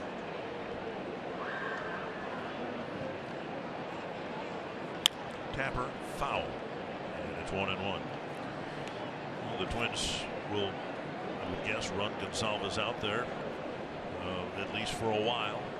Got some discouraging news regarding Michael Pineda today. He's returning to the Twin Cities, suspending his rehab assignment because of a knee issue. And it's a fairly new development, and the last thing anyone wants is for Pineda, who's trying to come back from elbow surgery, to alter his mechanics in any way because of a balking knee. And so he's going to have it looked at with an MRI, I believe, scheduled on Monday, and then we'll see what the course of action is for Michael Pineda. The hope was that he was going to make 3 starts for Rochester. This ball lifted to left, and Rosario comes in to make the catch 1 away, make a couple more starts at Rochester, and get some innings up here at the big leagues to ease his mind into the offseason that everything is fine. Yeah, and it's too bad that he has any kind of setback at all, but as long as it's not elbow or shoulder related, then that's a better, at least a better thing. 1 down, and Canna will bat. He hit a line drive to Sano and then singled and scored in the 4th on the outside corner. And now Buznitz trying to establish command of a breaking ball and giving him some balance to a 96, 97 mile per hour fastball. Exactly right. Now I don't know that if he's thrown a fastball yet to these first 2 hitters. That last one was a good one, and he needs that pitch. You're absolutely right. If he can establish command of that pitch, that breaking ball you just saw, then he's going to be very effective. 0-2 to Canna. I would imagine establishing it comes in 2 phases. One, establishing it in your own mind that, okay, I've got this pitch, I can throw it over, it's something I want and need to use. And then the second phase is getting into the hitters' heads and the other teams and letting them know that, hey, this guy is not a 1-pitch pitcher anymore. You can't do the second part without the first part, right? I mean, he's got to have confidence in it to throw it. And then and you're right, he has to demonstrate to the hitters around the league that that's a viable pitch, that he can throw it for a strike at any time. Right now, in the hitters' heads, he's a 1-pitch pitcher. That's around the league. There's no question about that. He's opened this at bat with a couple of called strikes on a breaking ball to Canna. There's another breaking ball missing, and it's 2-2. See, even that pitch right there, it's sharp enough, and the break is big enough that he's starting to get in the hitter's head a little bit now. He's thrown enough of them that were good. It's not enough just to throw the pitch and have it throw it sloppily. You got to throw it well. But see that he's late now. After seeing that breaking ball, it's in his mind. He's got to be ready for anything. That makes you just a little bit slower on 97 miles an hour in the fastball. 2-2 to Canna. The hitter doesn't have any fear at all that he might be able to get a curveball over. You tend not to be too late on that fastball. You're ready for that one. Ooh, breaking ball inside, nearly hit him. 3-2.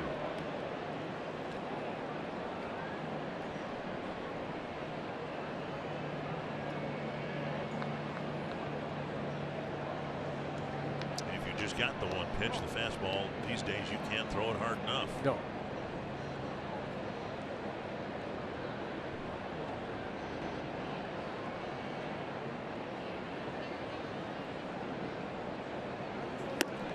upstairs with a fastball. And got a swinging strike 3. And Canna drops his bat. Breaking ball up and in. Then the fastball was up and in, and he struck out. 2 down. Yeah, I love that whole sequence. A lot of breaking balls, and then finally when he needed to throw a strike and get it, throw it right underneath the guy's hands. 96 right in there. Not very many people are going to hit, especially after seeing the quality curveballs that he saw. If there was one thing that Gonsalves could pull back from his 5 innings here, it would be walking Laureano, the number 8 hitter, twice, because both times it backfired on him. Fly ball to center. Gonsalves relieved by Buznitz, who has a 1-2-3 6th inning.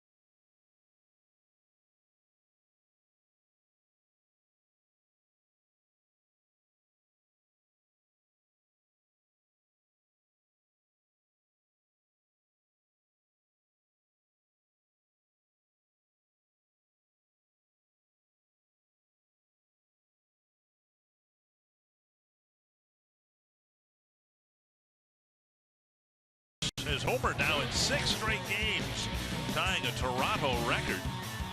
And Carpenter did it earlier this year for the Cardinals, and Morales, who looked for most of the year like he was at the end of the road. Who knows, maybe the Blue Jays will try to sneak him through waivers, or maybe he already's cleared waivers and somebody would want a veteran pinch hitter off the bench.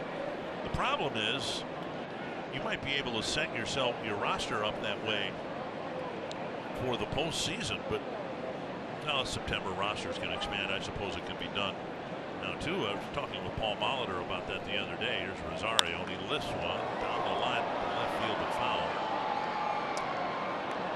You really can't have, with 13 pitchers, you can't have a simple pinch hitter on your roster anymore. Somebody that can't do anything. It's not going to do anything. You've got to be able to play some positions, more than one, if you're going to be a bench player these days.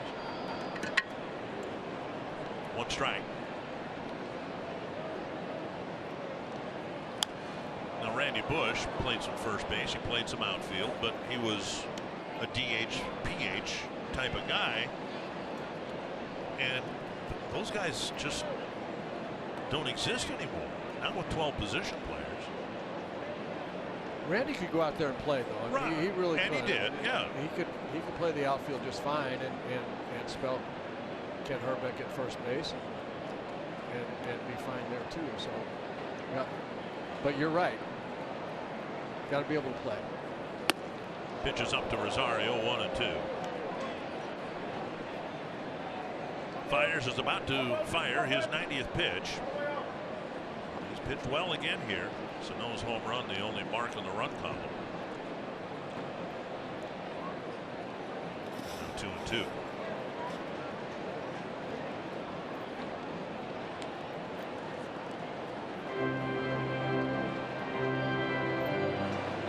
Rosario has struck out swinging twice. It seems like the at-bats started with an 0-2 count.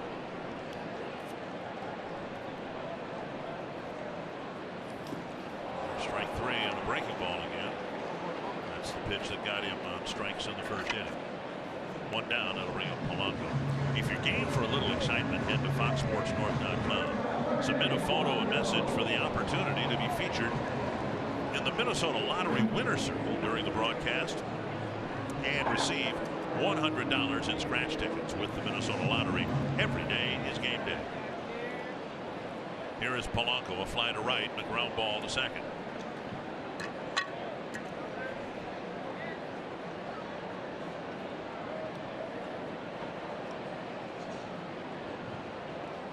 Down and in, ball 1.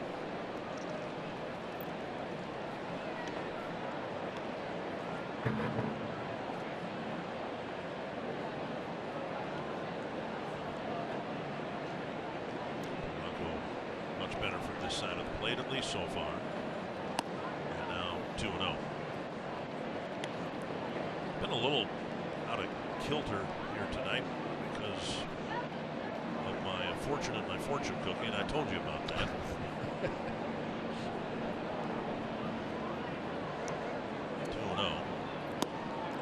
Let me get this straight. You're adamant that nothing we say up here can affect the outcome of the game at all, but a fortune cookie might determine the way you live your life. I opened up my fortune cookie and it said simply, "Wise man seldom talks." Oops. So I don't know whether I should back off and just kind of sit out a half inning. See whether I feel wiser. And make me be the dummy? Well, Polanco takes a walk, and the Twins get a base runner in front of Kepler. So you think I should just ignore the fortune cookie and try to do my job the best I know how? Yes, I do. Okay. I kind of wish the fortune cookie had said, "Ignorance is bliss," or something like that. You know, one of those. One of those where I like your own fortune cookie. Whatever, there's nothing we can say is going to affect the outcome of the game. In other words, jinxes aren't real. Here's Kepler, a grounder to second and a fly ball to left. Slow breaking ball drops over.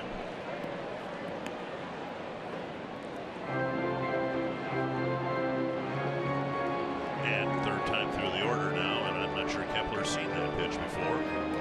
I was just going to say the Fires uses that pitch sparingly, but very effectively. A little 72-mile-an-hour get-me-over curveball that he knows the hitter's never seen, and he also uses it late in the count, like a strikeout pitch, like he has with Rosario. Out and in, another breaking ball.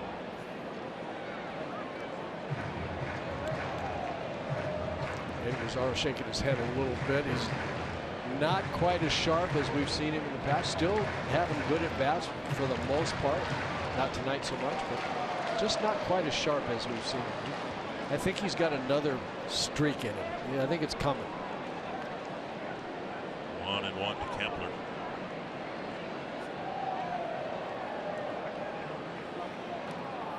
That's close. Diving back again. Tagged in the midsection about the same time his hand got the bag.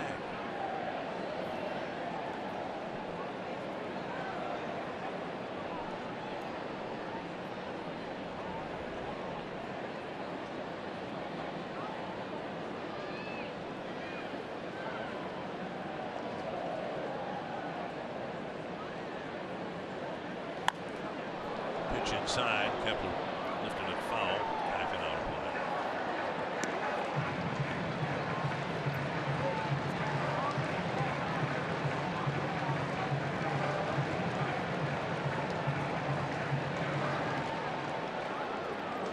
Sano on deck. Clobbered a home run his last time up. See if he can get another base runner aboard for the slugger. 1-2.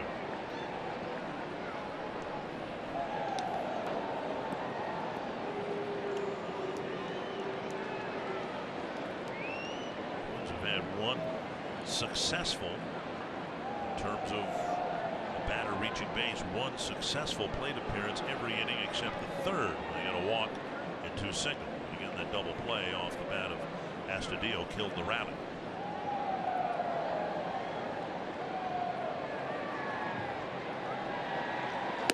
And Kepler chases a fastball upstairs, 2 down. So there'll be 1 man aboard for Sano, and Bob Melvin's not going to tempt fate. He's going to make a pitching change. We saw him do it last night with Sean Manaea. Got a bullpen loaded with power arms. Why wouldn't you go to them early? Fires does a nice job again here tonight. Sano will try to do this against a different pitcher when we come back.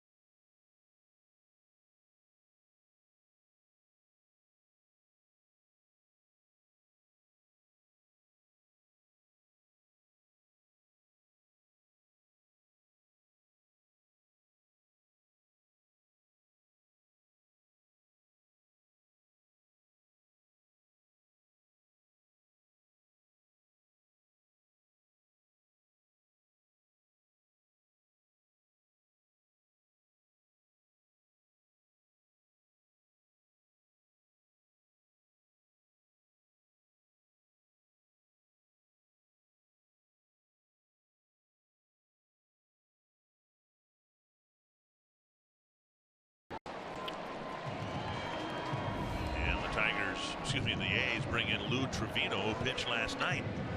Yeah, we got to see Sweet Lou, as either they call him or he wants to be called, last night.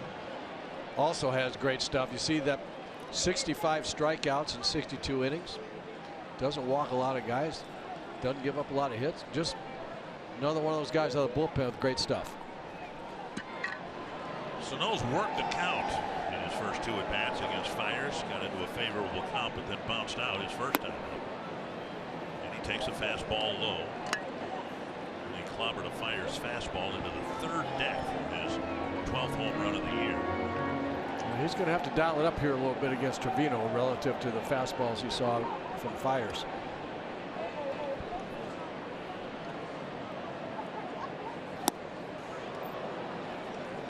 Breaking ball at 92. Yeah, hard cutter, slider, or something.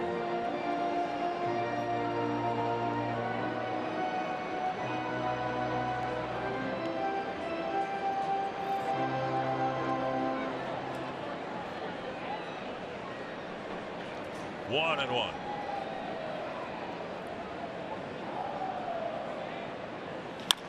Tapper in front of Chapman. Fires on the run, and he gets Sano by a step. Good play by Chapman to end the bottom of the 6th.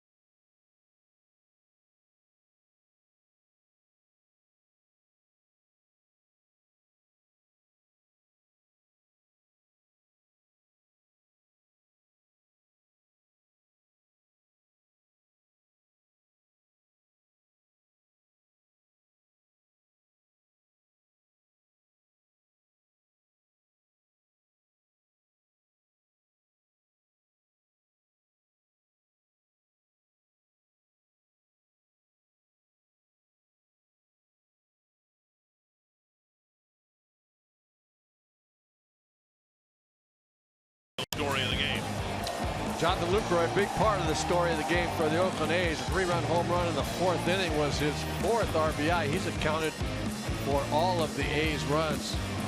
Mike Fiers continues to be terrific for the the Oakland A's. He just made one mistake, and that was a long one. Not going to get that ball back. A triple deck shot by Miguel Sano. The only blemish on Mike Fiers' 5 2/3, 5-hit ball. And here we are in the top of the 7th, 4-1 A's. Lucroy hitting, thankfully, with the bases empty. It's Alan Buznitz. Lucroy with an RBI single with 2 outs in the 2nd inning. And then with 2 outs and 2 men aboard in the 4th, he clobbered a home run.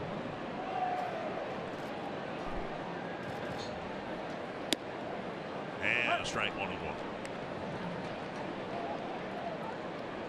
Buznitz with a couple of fly ball outs and a strikeout. 1-2-3 6th.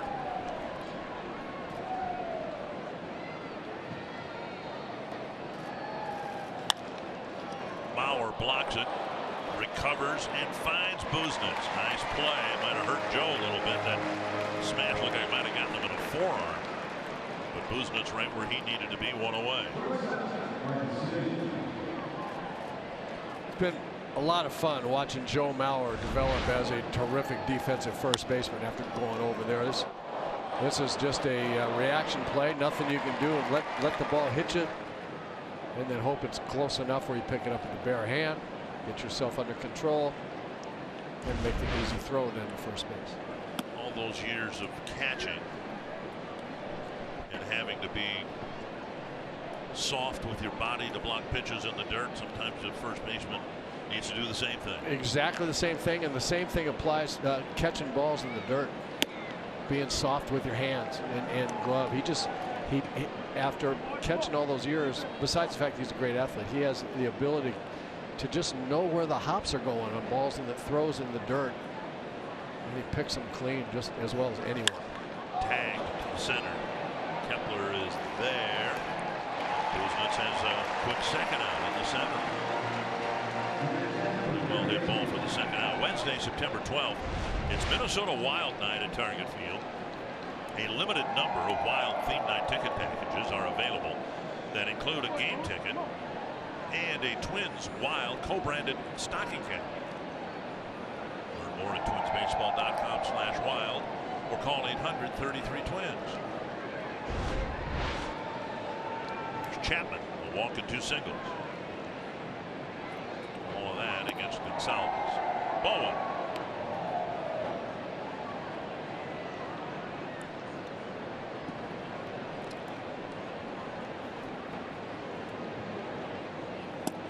Ball snaps over the outside corner. Buznitz this year, of course, has gone back and forth between the big league club and the AAA club, and every time they've sent him down, they've tried to encourage him, keep working on the breaking ball, you'll come back. Yep. Ball grounded up the middle for a 2-out single. A couple years ago, Ryan Presley was going back and forth a lot. Buznitz can throw the ball as hard as Presley. Presley had a better breaking ball, and even with that, it took him a while to realize there's got to be a balance out there. But even as good as Presley's stuff became, he still would have trouble with the command of it and have to come in there with fastballs, and then they get tattooed. If a pitcher doesn't have command of at least 2 pitches, and by command, meaning throwing them for strikes in good spots, but the majority of the time, big league hitters are going to get to him. And now 1-1 to Lowry. 0 for 3. Took the ball on the ground twice, in the air once.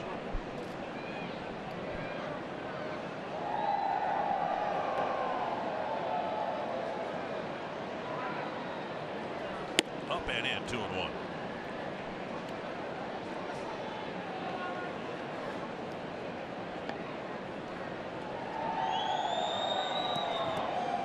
Gabriel Moya getting loose.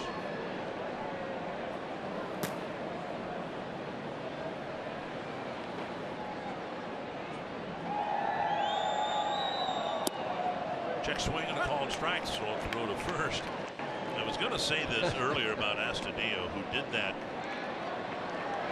blind kind of a no-look throw to first base in spring training. He picked off a Yankee runner. I think it was Brett Clark. And so Astudillo likes to throw to the bases. Tapper headed up the middle.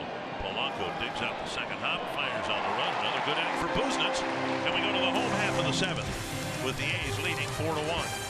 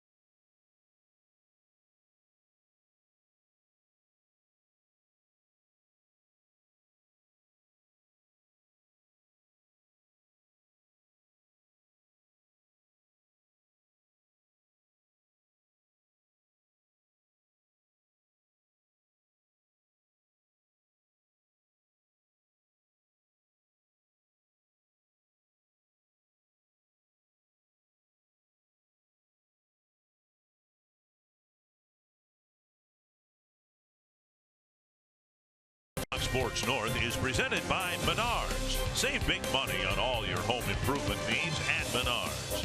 And by Dodge. Hurry in and get a great deal at the Dodge Labor Day sales event. 4-1. The Oakland Athletics have a lead on the Twins. All 4 runs driven in by Jonathan Lucroy. We'll see what the Twins can do about the score in the bottom of the 7th. They'll have the bottom of their lineup. Cave, Austin, and Astudillo due up. Trevino's still out there. Cave 0 for 2, a fly ball to center, and a swinging strikeout. Delivered low, ball 1.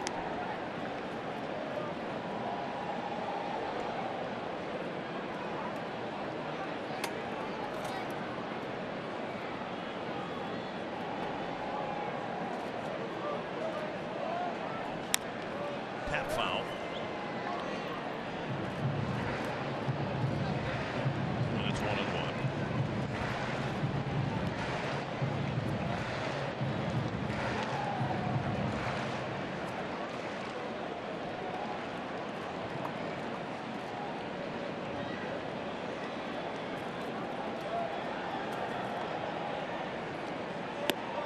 Strike.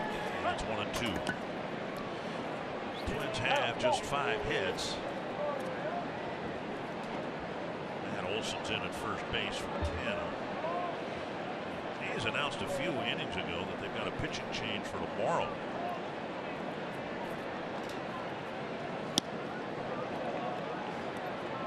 Cave strikes out. Chris Bassett will start tomorrow instead of Brett Anderson. We don't know why, but Twins won't face Brett Anderson tomorrow. 1 down here in the 7th inning.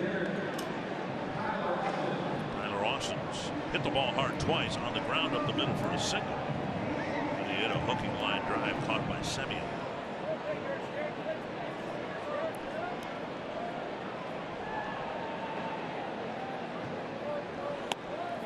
Middle of strike. What is it about Austin that you like? Well, first and foremost, just his sheer strength. And he is awesome strong. He's got a home run swing and a home run mentality. He knows he can hit the ball out of the ballpark. It missed 0-2.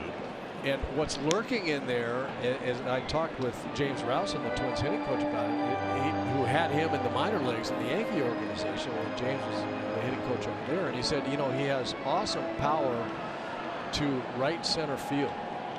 So he can hit the ball out of the ballpark anywhere, which is a gigantic advantage for hitters. High fly to right field. Going back is Piscotty, and that ball is gone. A home run. He goes oppo to make it 4-2.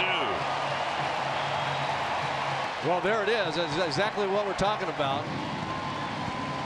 When you can hit the ball out to right field, you can wait longer. You can see the ball longer. You can get fooled less. And he's not there yet. He's still getting fooled and trying to pull the ball a lot. But my goodness, when you have that kind of strength, that there is some real upside lurking in that body and that swing right there. Replay brought to you by Carrier. 91, low 90s breaking ball, cutter, whatever it was. And as they have said for probably 100 years, when he hits the ball, it stays hit for a while. It stays hit. But you're absolutely right.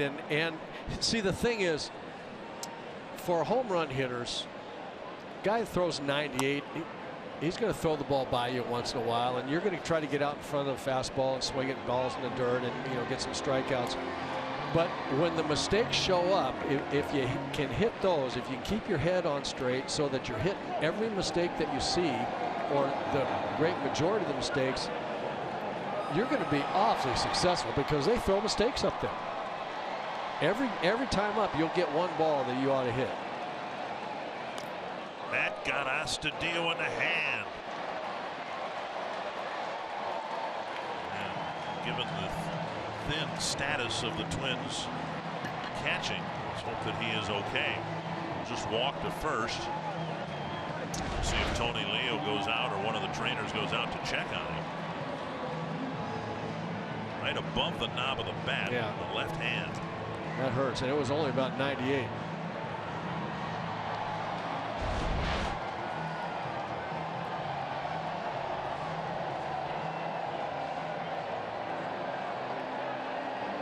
Now they're going to challenge whether the ball hit him or not, suggesting that with their video they thought it hit the knob of the bat and not the fingers at all. Well, I think it got the little finger at least. It might have gotten some knob of the bat too. It was close. Ooh. Yeah. It clearly hit the knob of the bat. Yeah. This, by the way, it bounced. And Astudillo almost immediately released the left hand as if it was hit. This is going to be hard to overturn. I'm not so sure the A's aren't right that the ball hit the knob of the bat. Take another look.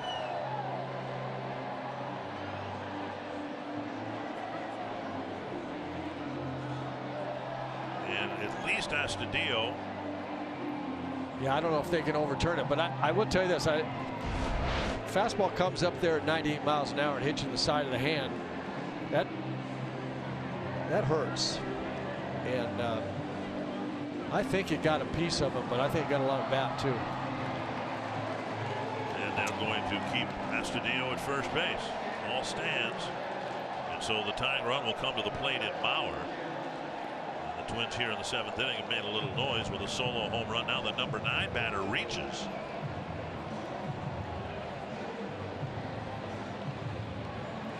And Trevino will check out.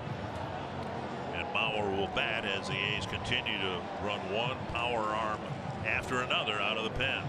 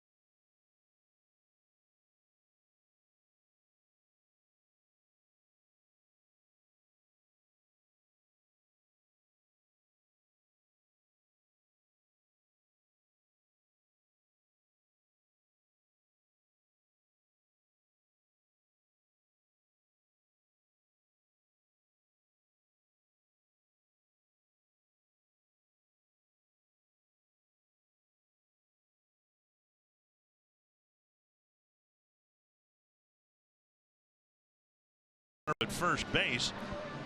And the A's bring their only left-handed reliever into the ballgame, Ryan Buchter.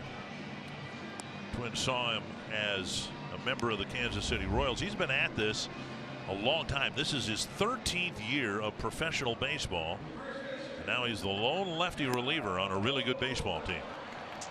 You see his numbers there, but he's in that bullpen specifically for situations like these to get left-handed hitters out. He's been very good against them. Left-handers only hitting about $175 here against Buchter.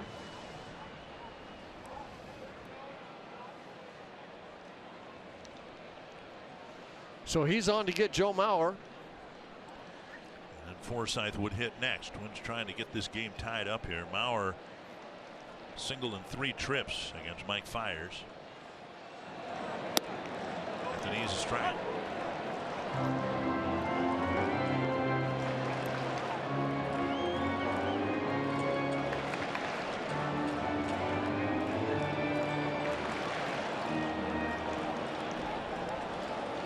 Coming over with Brandon Moss from the Kansas City Royals.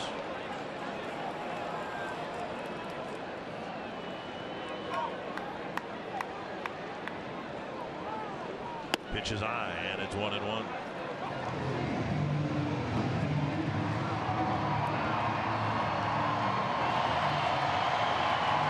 fell behind 4-0 and crawl back into the game. So far, a pair of solo home runs.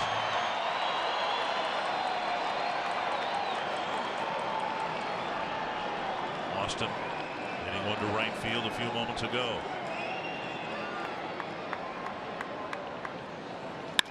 Lace to left field. Mauer with a sharp single. And with 1 out, the Twins have the tying run at first.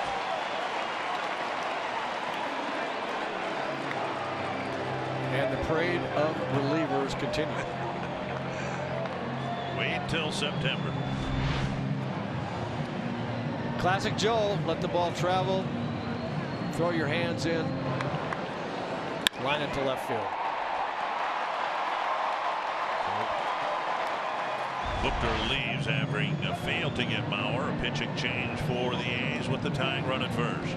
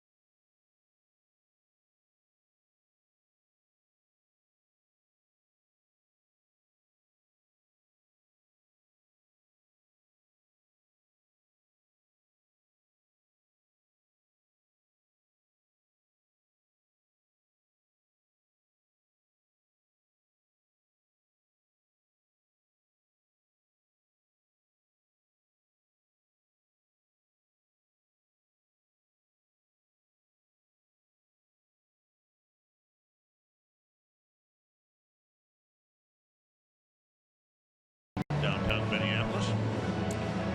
We're in the bottom of the 7th in this 4-2 ball game with the Twins threatening, and this copyrighted telecast is presented by authority of the Minnesota Twins and may not be reproduced or retransmitted in any form. And the accounts and descriptions of this game may not be disseminated without the express written consent of Minnesota Twins, LLC. Big outs to be gotten in the 7th, and a former closer, Juris Familia, will try to get them for the A's. Face Forsythe, who has a single, a walk, and a strikeout. Familia, no stranger to pressure-packed situations, as Dick said, former closer.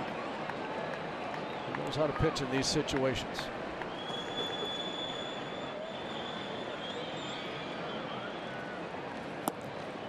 Delivered low, ball 1. And he's been good for the A's since he's been here. 14 appearances, no runs in 12 of those 14, but 5 in the other 2.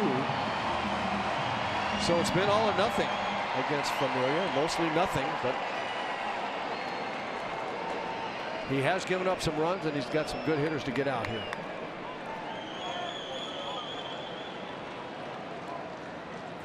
Inside 2-0.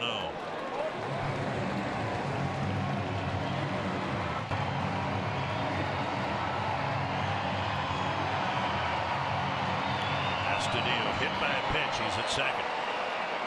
Bauer with a single. He's at first.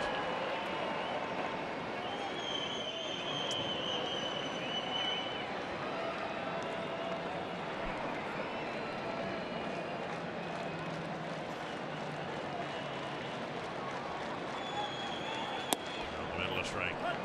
2-1.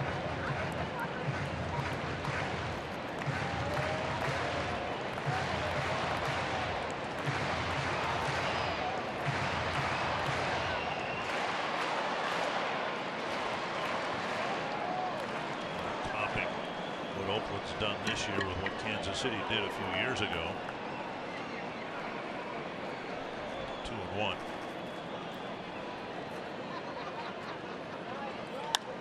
Foul. Kansas City did it in a way, the mirror image of what the A's have done. The A's had brought in guys who were closers and filled them into the back end of their bullpen. Kansas City did it the other way. They had 3 guys who all eventually became closers. Holland, then Davis, and Kelvin Herrera. Yep. They all became closers, but they were setup guys. Right. 2 of them were before moving on. 2-2 to Forsythe. And sinking fastball got him. Forsythe strikes out for out number 2. That'll bring up Rosario. Yeah, nasty pitch right there. Hard sink, 96 miles an hour, ball diving down hard. Look at that. Yeah, that's nasty. That's almost like split finger that we were talking about. It's almost split finger late movement, but it's 96. Big at bat now here for Rosario. He struck out 3 times swinging, and it's gone 0-1, 0-2 very quickly in all 3 at bats. We'll see how the count runs out here on Rosario. With a chance to tie the game or take the lead.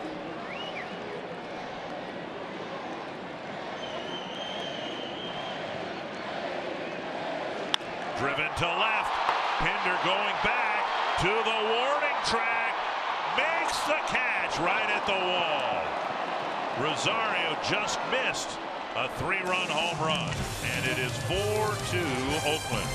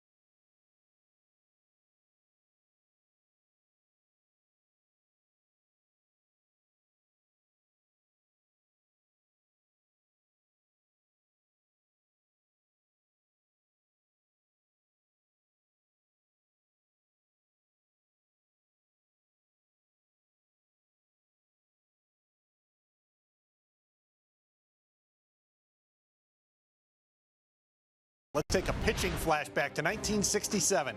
On this date back then, Dean Chance threw a complete game no-hitter, even though he gave up a run on 2 walks and a wild pitch in the first inning in Cleveland. He threw 95 pitches, and the Twins won on a balk, 2-1. Well,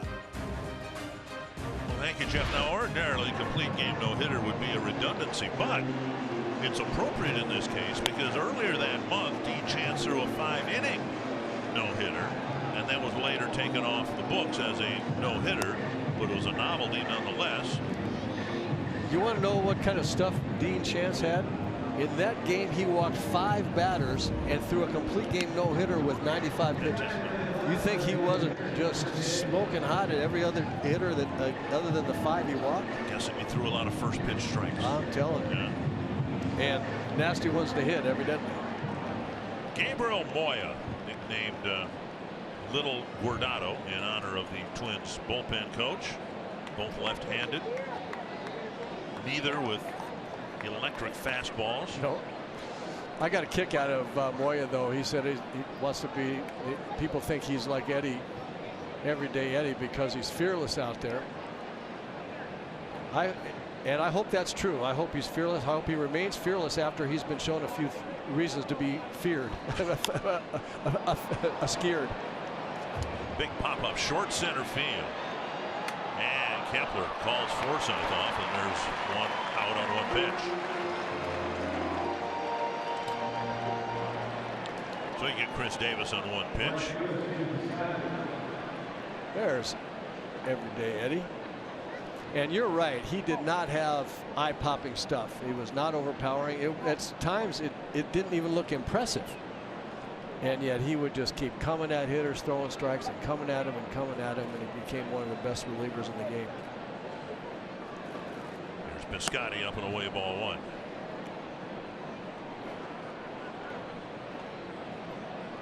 Piscotty is 0 for 3. A couple of ground balls and a strikeout.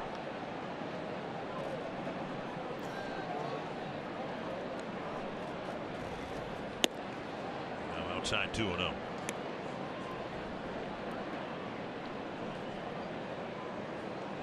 Good 2 innings for Alan Buznitz. Gave up just a 2-out single, retiring 6 of the 7 batters. And now a strike, 2-1.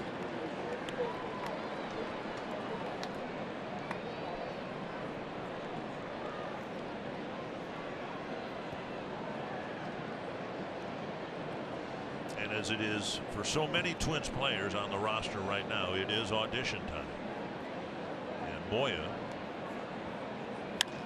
another pop-up, almost same spot in the field. Kepler comes in to make that catch 2 away. And before Pinder's at bat, if you're looking for a convenient ticket package that fits the demands of your busy schedule, the Flex Plan gives you a bank of 20 tickets to use in any combination that you would like. It gives you the flexibility to choose only the games you wish to attend all the way up until the first pitch. Learn more at twinsbaseball.com/flex. It is, in this case, Moya's job. There's a sharp single to left off the bat of Pinder. Moya's job to convince the front office that they don't need to go out and get a Zach Duke, who pitched well for the Twins in his time. But so far, he's done a nice job of doing that. Pinder aboard, and Olsen will hit.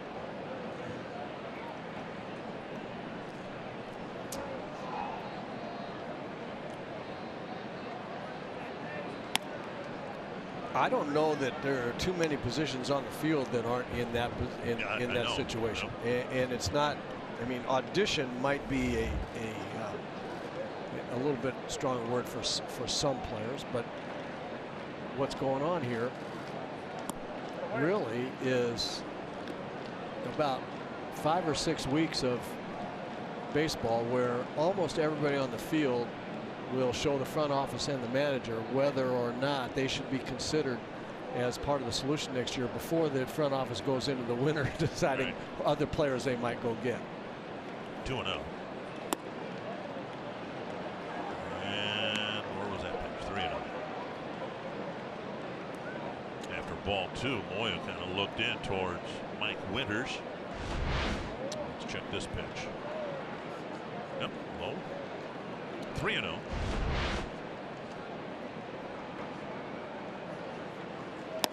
And that's over for a strike. 3-1.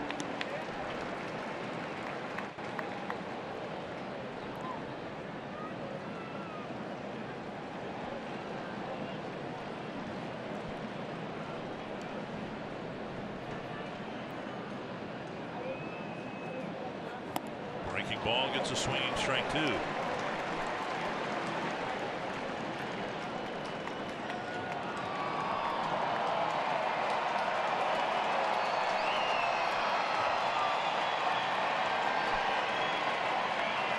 night the A's had some success against the Twins bullpen. So far not tonight. Kuznets with a couple of good innings, and now Moya trying to finish off the A's in the eighth.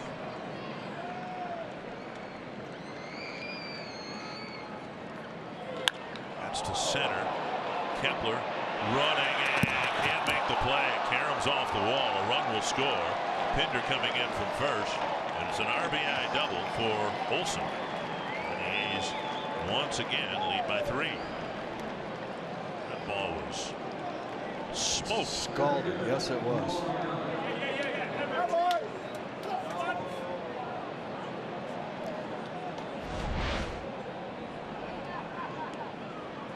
Fastball up and out over the zone, not out over the plate, not exactly where Moya wanted it. This ball was a rocket.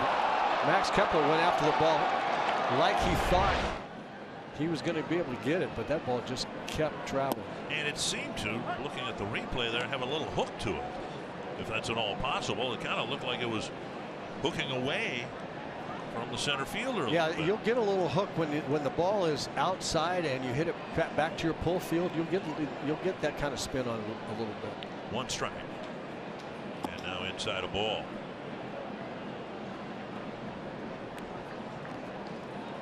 Matt Olson hit that ball. Didn't start the game at first base. Kind of did against the left-hander Gonzalez. Comes in for defensive purposes, hits against the left-hander, hits a scalding double. And now a roller up the line, a base hit. Olson will score. Digging for second is Laureano, and he's in. And boy, the A's have done a great job with 2 outs here, haven't they? Going back to the second inning, it was Lucroy's 2-out single that drove in the first run. Then his 2-out home run in the 5th drove in 3. And now 3 straight 2-out hits against Moya, and the A's have a couple of runs. Well, they're the best in baseball at scoring runs in the 7th inning or later, and here they are again. The whole lineup, except for Lucroy, being relatively quiet. And then all of a sudden here in the 8th, they're exploding.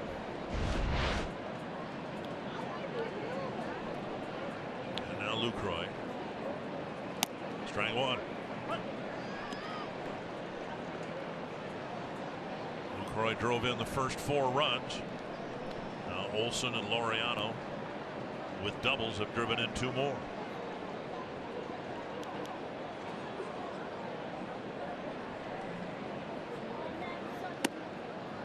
One and one.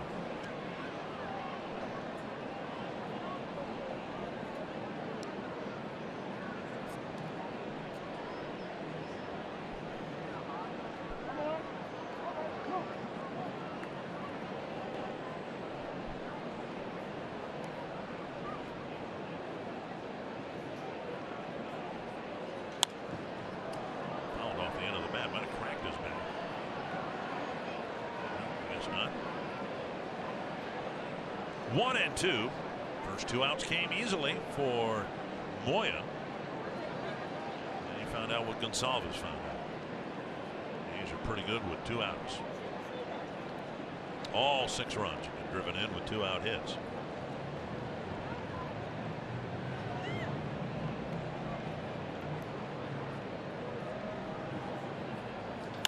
Fly ball center field. An easy play for Kepler. But 3 straight 2-out hits table a couple of runs for the A's in the 8th.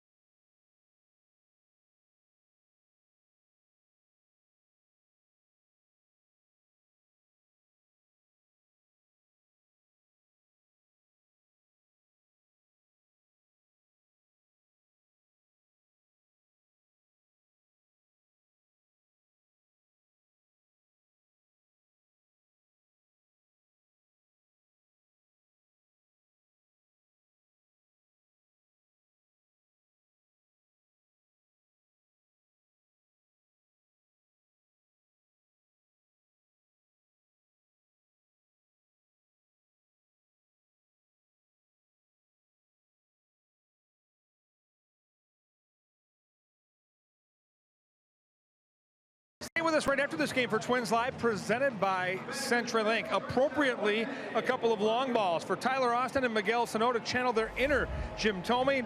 On the bad end, though, was the pitching for Oakland. Once again, has stood out. Mike Fiers led the way on the mound. Now the bullpen's doing their thing. That's why Oakland's up by 4. And now we'll break that down on our post-game show. We'll also hear from the manager guys, Paul Mauder, react to this, talk about Jim Thome, and look forward to game number 4 tomorrow afternoon. See if the Twins can come back against this Oakland bullpen. Thank you, Kevin. Jorge Polanco will lead things off. And a strike at the knees. Polanco 0 for 2 with a walk. Last night, the A's got 3 runs in the 8th, 2 runs in the 9th, and it looked like a blowout game, but it was, I mean, the Twins were right there through 7 innings. A couple of runs for the A's in the 8th have opened it up back to a 4-run lead. And Polanco spanks a single to center to start the 8th. Amelia struck out Forsythe, but Rosario came close to hitting a 3-run home run. And now a bullet to center off the bat of Polanco. Bring up Kepler.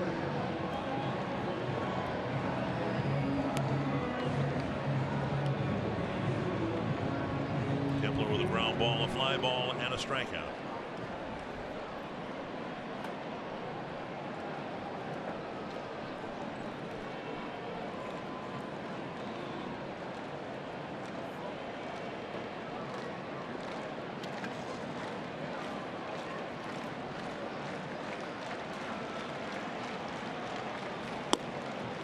He threw to Polanco to start his at bat.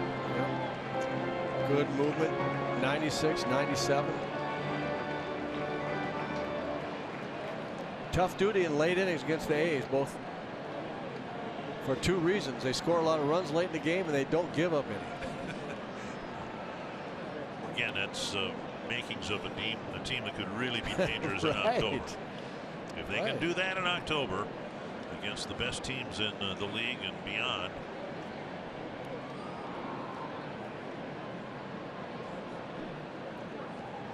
Check swing, 1-1.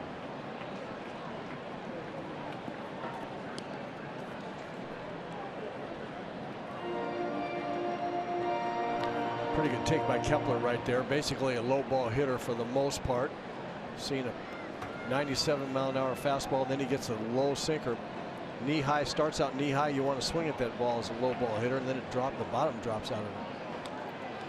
So pretty good take there, laying off that, getting the count to 1-1. Each pitch in the bat is so important, and especially against guys with stuff like this. The changes in counts from pitch to pitch just, it means so much.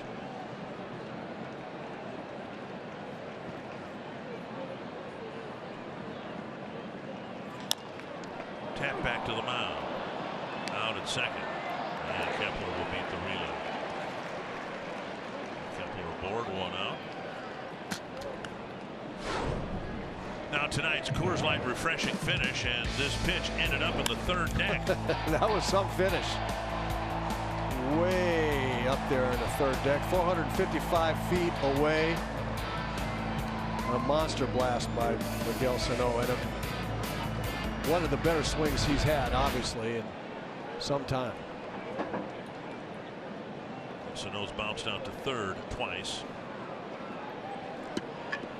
He's trying to answer. 4 runs is a big number against this Oakland bullpen, but they've got a man aboard with 1 out. Yeah, those 2 runs in the top of the 8th were really tough. Check swing, ball 1. And that's the thing about these A's. I wasn't trying to be glib about that, about their ability, but they don't give up runs from the 7th inning on, and they score a lot of runs from the 7th inning on. That's a tough combination to try to compete against.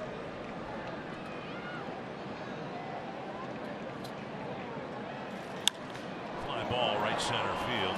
Racing in is Laureano, and he is there for out number 2. Byron Buxton, by the way, tonight for Rochester, 1 for 3. And he'll be in the lineup again tomorrow, at least we've been told. See how his wrist reacts to playing 3 games in 3 days. 2 down. And that'll bring up Cave.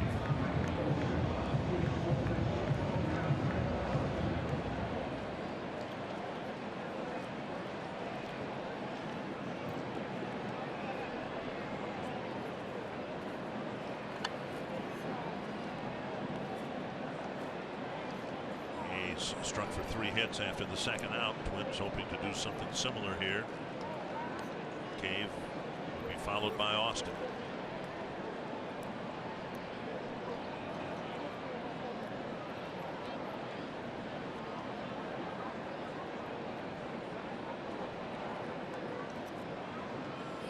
Fouled away, 1 strike.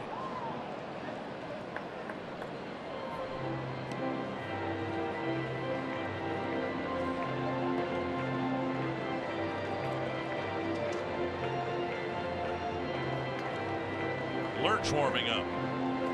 Trevor May. A pitch the 9th inning for the Twins.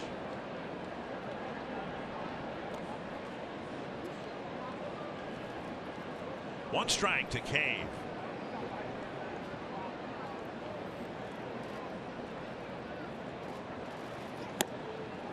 Chasing 98 upstairs. It's 0-2.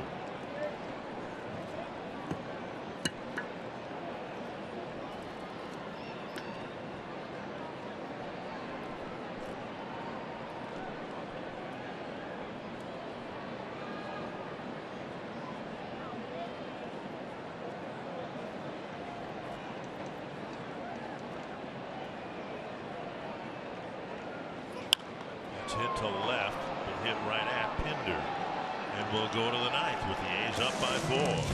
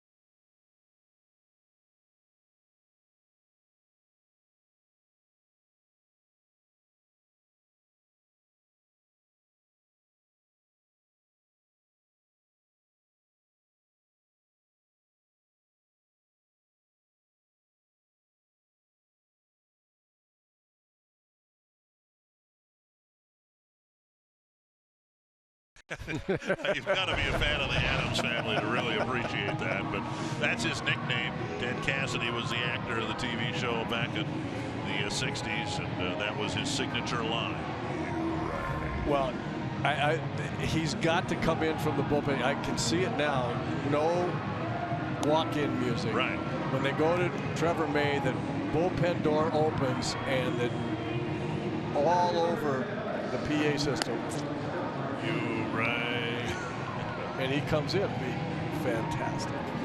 Well, we thank Trevor for having a little fun with that. If you're going to call yourself Lurch, or if that's your nickname, then you probably practiced that a few times. So Trevor May, Lurch will come in to pitch to the A's in the 9th inning, starting with Marcus Semien. And I was an Addams Family guy. I've always maintained you were either an Addams Family guy or girl, or you were on the Munsters. Yeah. You couldn't like both shows equally. Nope. Nope, I was Addams Family. Semien, Chapman, and Lowry here in the 9th. A strike, now a ball. And by the way, if I were going to be one or the other, if I were Trevor May, pick the right one. I'd rather be Lurch than Herman. Oh, okay, yeah, yep. 2-1.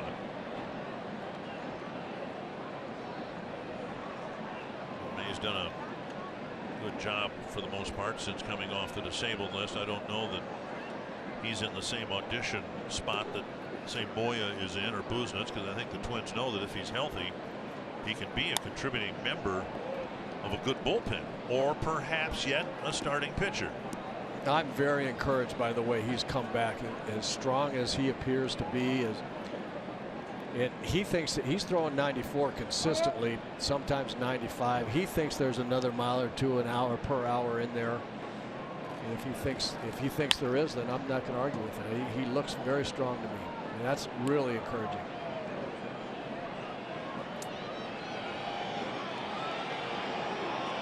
Two and two to Semien, who's 0 for 3 with a walk. He's hit the ball in the air 3 times.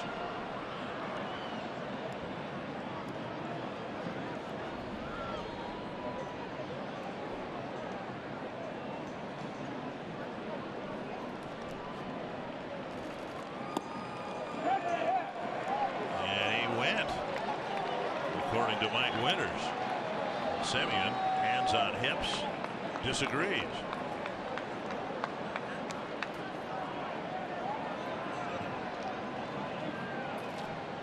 One down.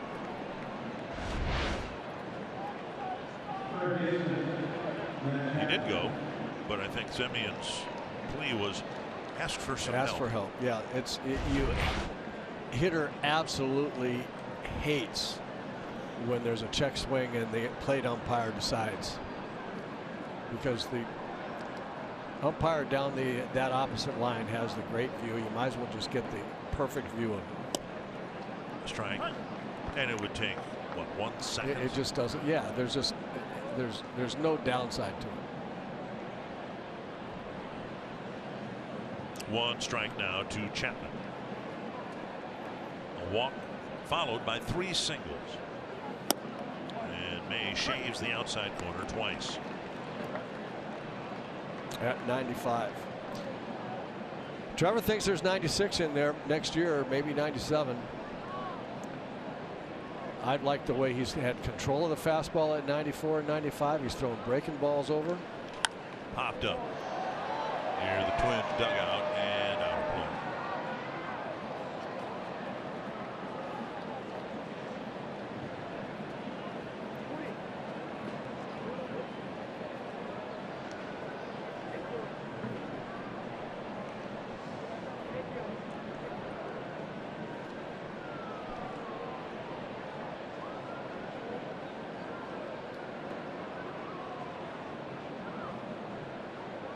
Breaking ball tapped to third but foul.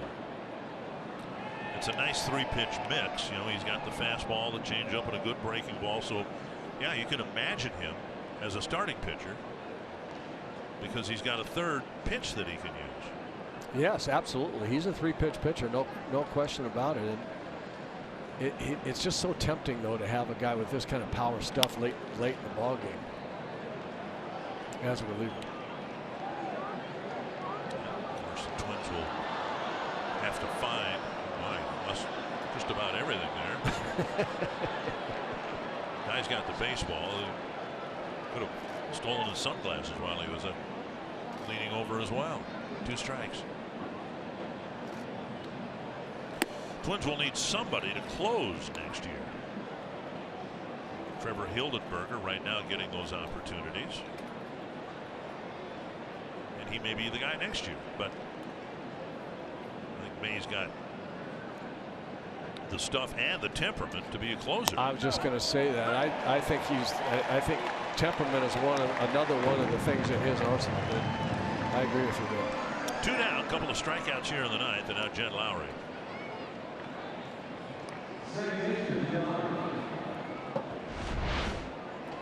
I'll tell you what, if he keeps throwing at 94, 95 in that spot right there, you'll close out most any ball game. Lowry is 0 for 4. He's hit the ball on the ground 3 times, in the air once.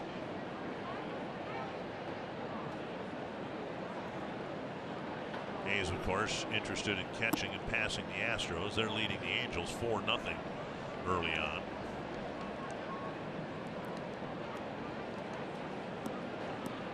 Mariners are tied with the Diamondbacks, 1 apiece in the 6th.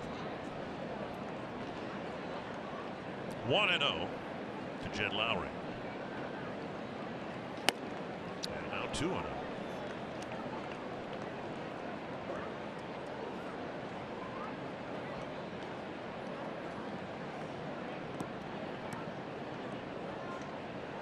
Trinan gave up a home run to Max Kepler 2 nights ago in a non-save situation. This now would not be a save situation either. He entered the ball game 2 nights ago with the Twins in front.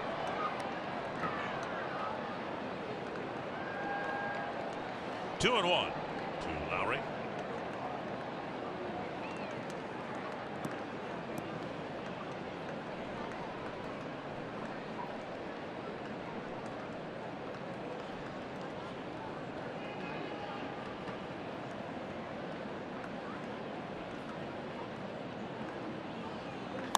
Foul the other way.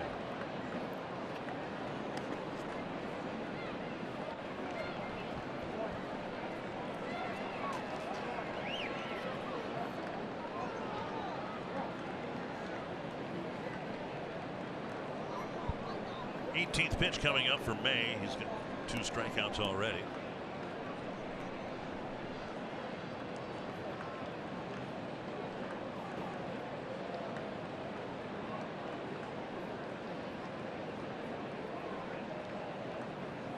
Swing, did he go?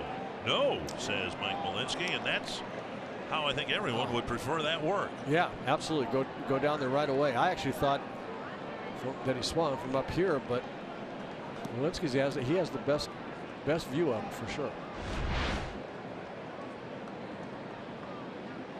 Ooh. Yeah, it's pretty doggone I think he close. went every bit as much as Semien. I think that's right. And up the middle over the mound, a base hit for Jed Lowry with 2 outs, and another 2-out hit for Oakland. Tonight's BP Brighter Picture focuses on Twins starting pitcher tomorrow, Jose Barrios. Barrios has done awfully well at home, and the Twins need a good start. Need somebody to slow down this Oakland lineup and get some third outs before the A's can do any damage. Yeah, I really hope that Barrios has his good stuff and his good command tomorrow. It'd be really fun to watch him pitching well against this good team.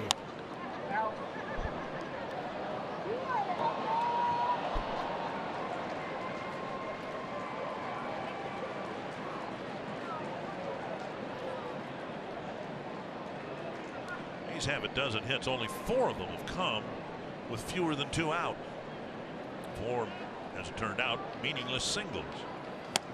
Wild swing by Davis, and it's 0-2.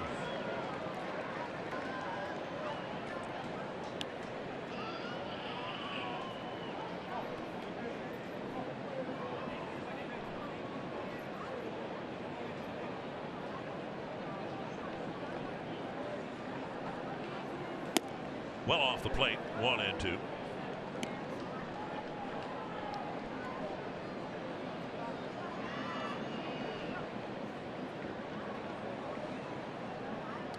Pitch count climbing for May a little bit.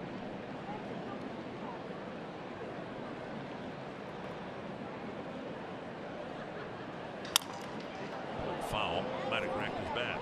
I think he did. I'd say so. I think he cracked his bat. It fell apart in his hands.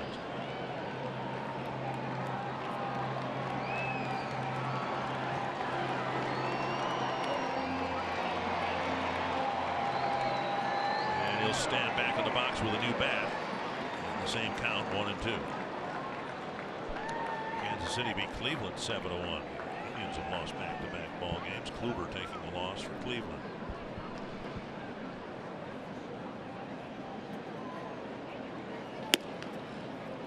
Twins go to Cleveland for the final time, and you're going to Cleveland. I am. We're doing a couple of telecasts there at the start of a 1.5-week long road trip. Go from Cleveland, take on the 2 Texas teams, and then come home. 2-2 to Davis. Tip, keeping the at-bat alive.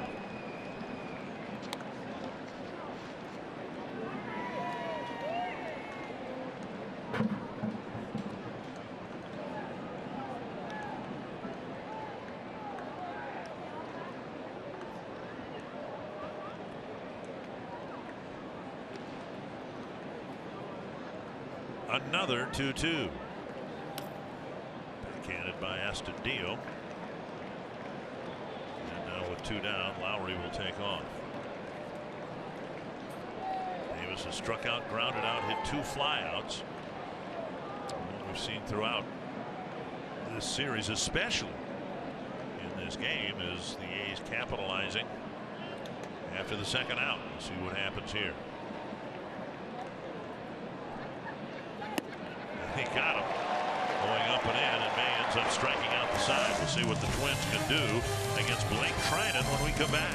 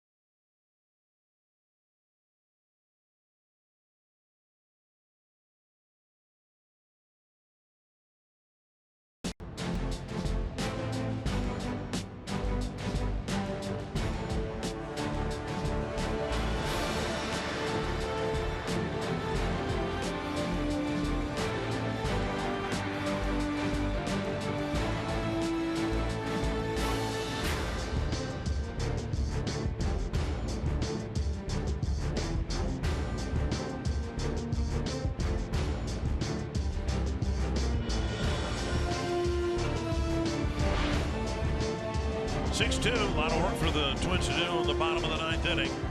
And Tyler Austin will try to begin the task of putting together a big rally against Blake Trinan. More tough duty. Put a rally of any kind, meaning a hit or 2 against the Train.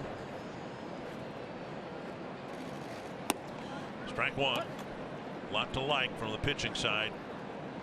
High 90s velocity. Big movement. Movement, location. 1 strike. When Kepler hit a home run against him 2 nights ago, it was just the 2nd home run he's allowed in more than 60 innings this year. And Austin tried to hit another, a swing and a miss, 0-2. And you see that ball at 99 that dip under the swing. I've said a lot of times that hitters have a harder time with movement than they do with velocity, but when you have velocity and movement, 99 with movement, that's nasty. Inside. See that right there? I mean, a 99 mile an hour fastball moving that much is why his ERA is .87. Or now it's not for now it's 1 because Kepler hit the hanging breaking ball the other night.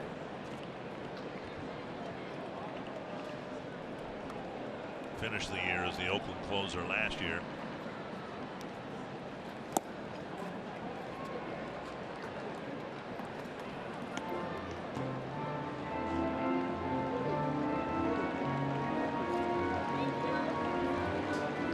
Kepler hoping for a chance. He'd be the 7th man to bat this inning.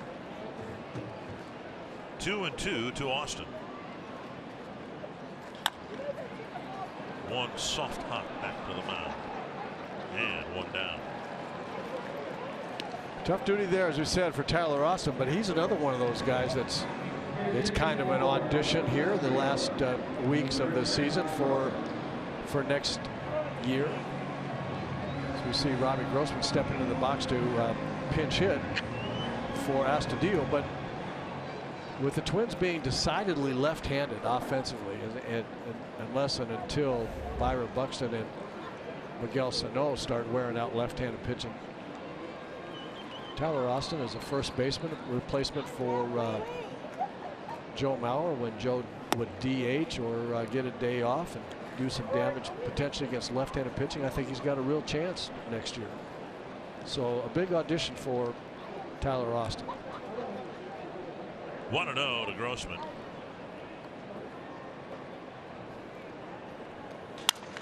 That bat won't be used again. And Grossman's retired. Some parts of Twins territory already familiar with Trinan. He's a former Jackrabbit at South Dakota State. Had a good college career. Hayes had him, dealt him to Washington, got him back in the middle of last year. Sean Doolittle going Washington's way. 2 down, and now Mauer, who has a pair of singles in the ball game.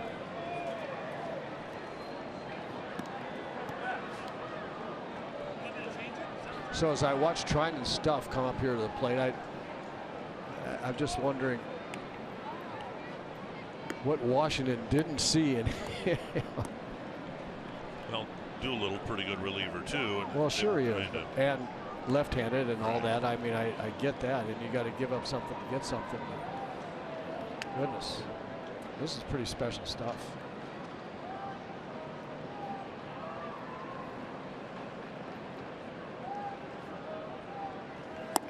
On the outside corner, 94. Joe with 2 singles in 4 at-bats.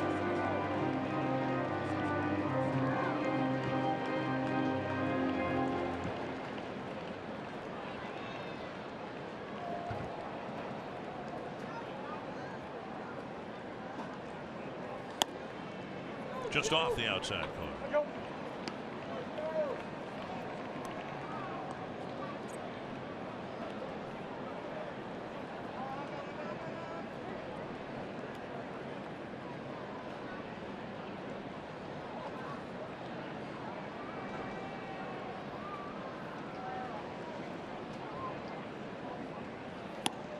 Outside corner at 98. So 3 fastballs. This gets back to what we were talking about before. 92, 94, 98.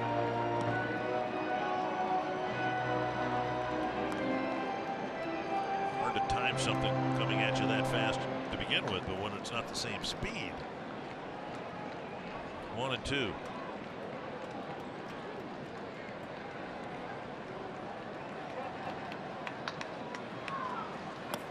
That's to the backstop.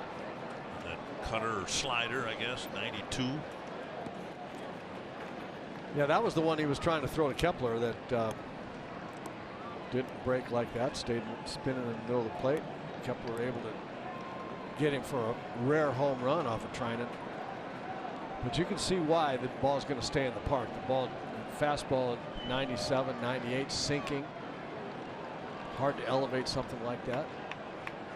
Slider breaking down with that trajectory. And a strikeout ends it. And the A's have won back-to-back games here. The Twins have lost back-to-back games here at Target Field for the first time since Cleveland was here. Well, as advertised, they're hitting up and down the lineup, everybody contributing, and as advertised, they score runs late in the ball game, they don't give them up. And Anthony, all 6 of their runs were produced with 2-out hits here tonight.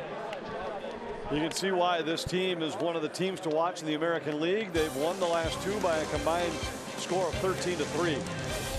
We'll hear from Paul Mahler and we'll preview tomorrow afternoon's series finale next on Twins Live, presented by CenturyLink.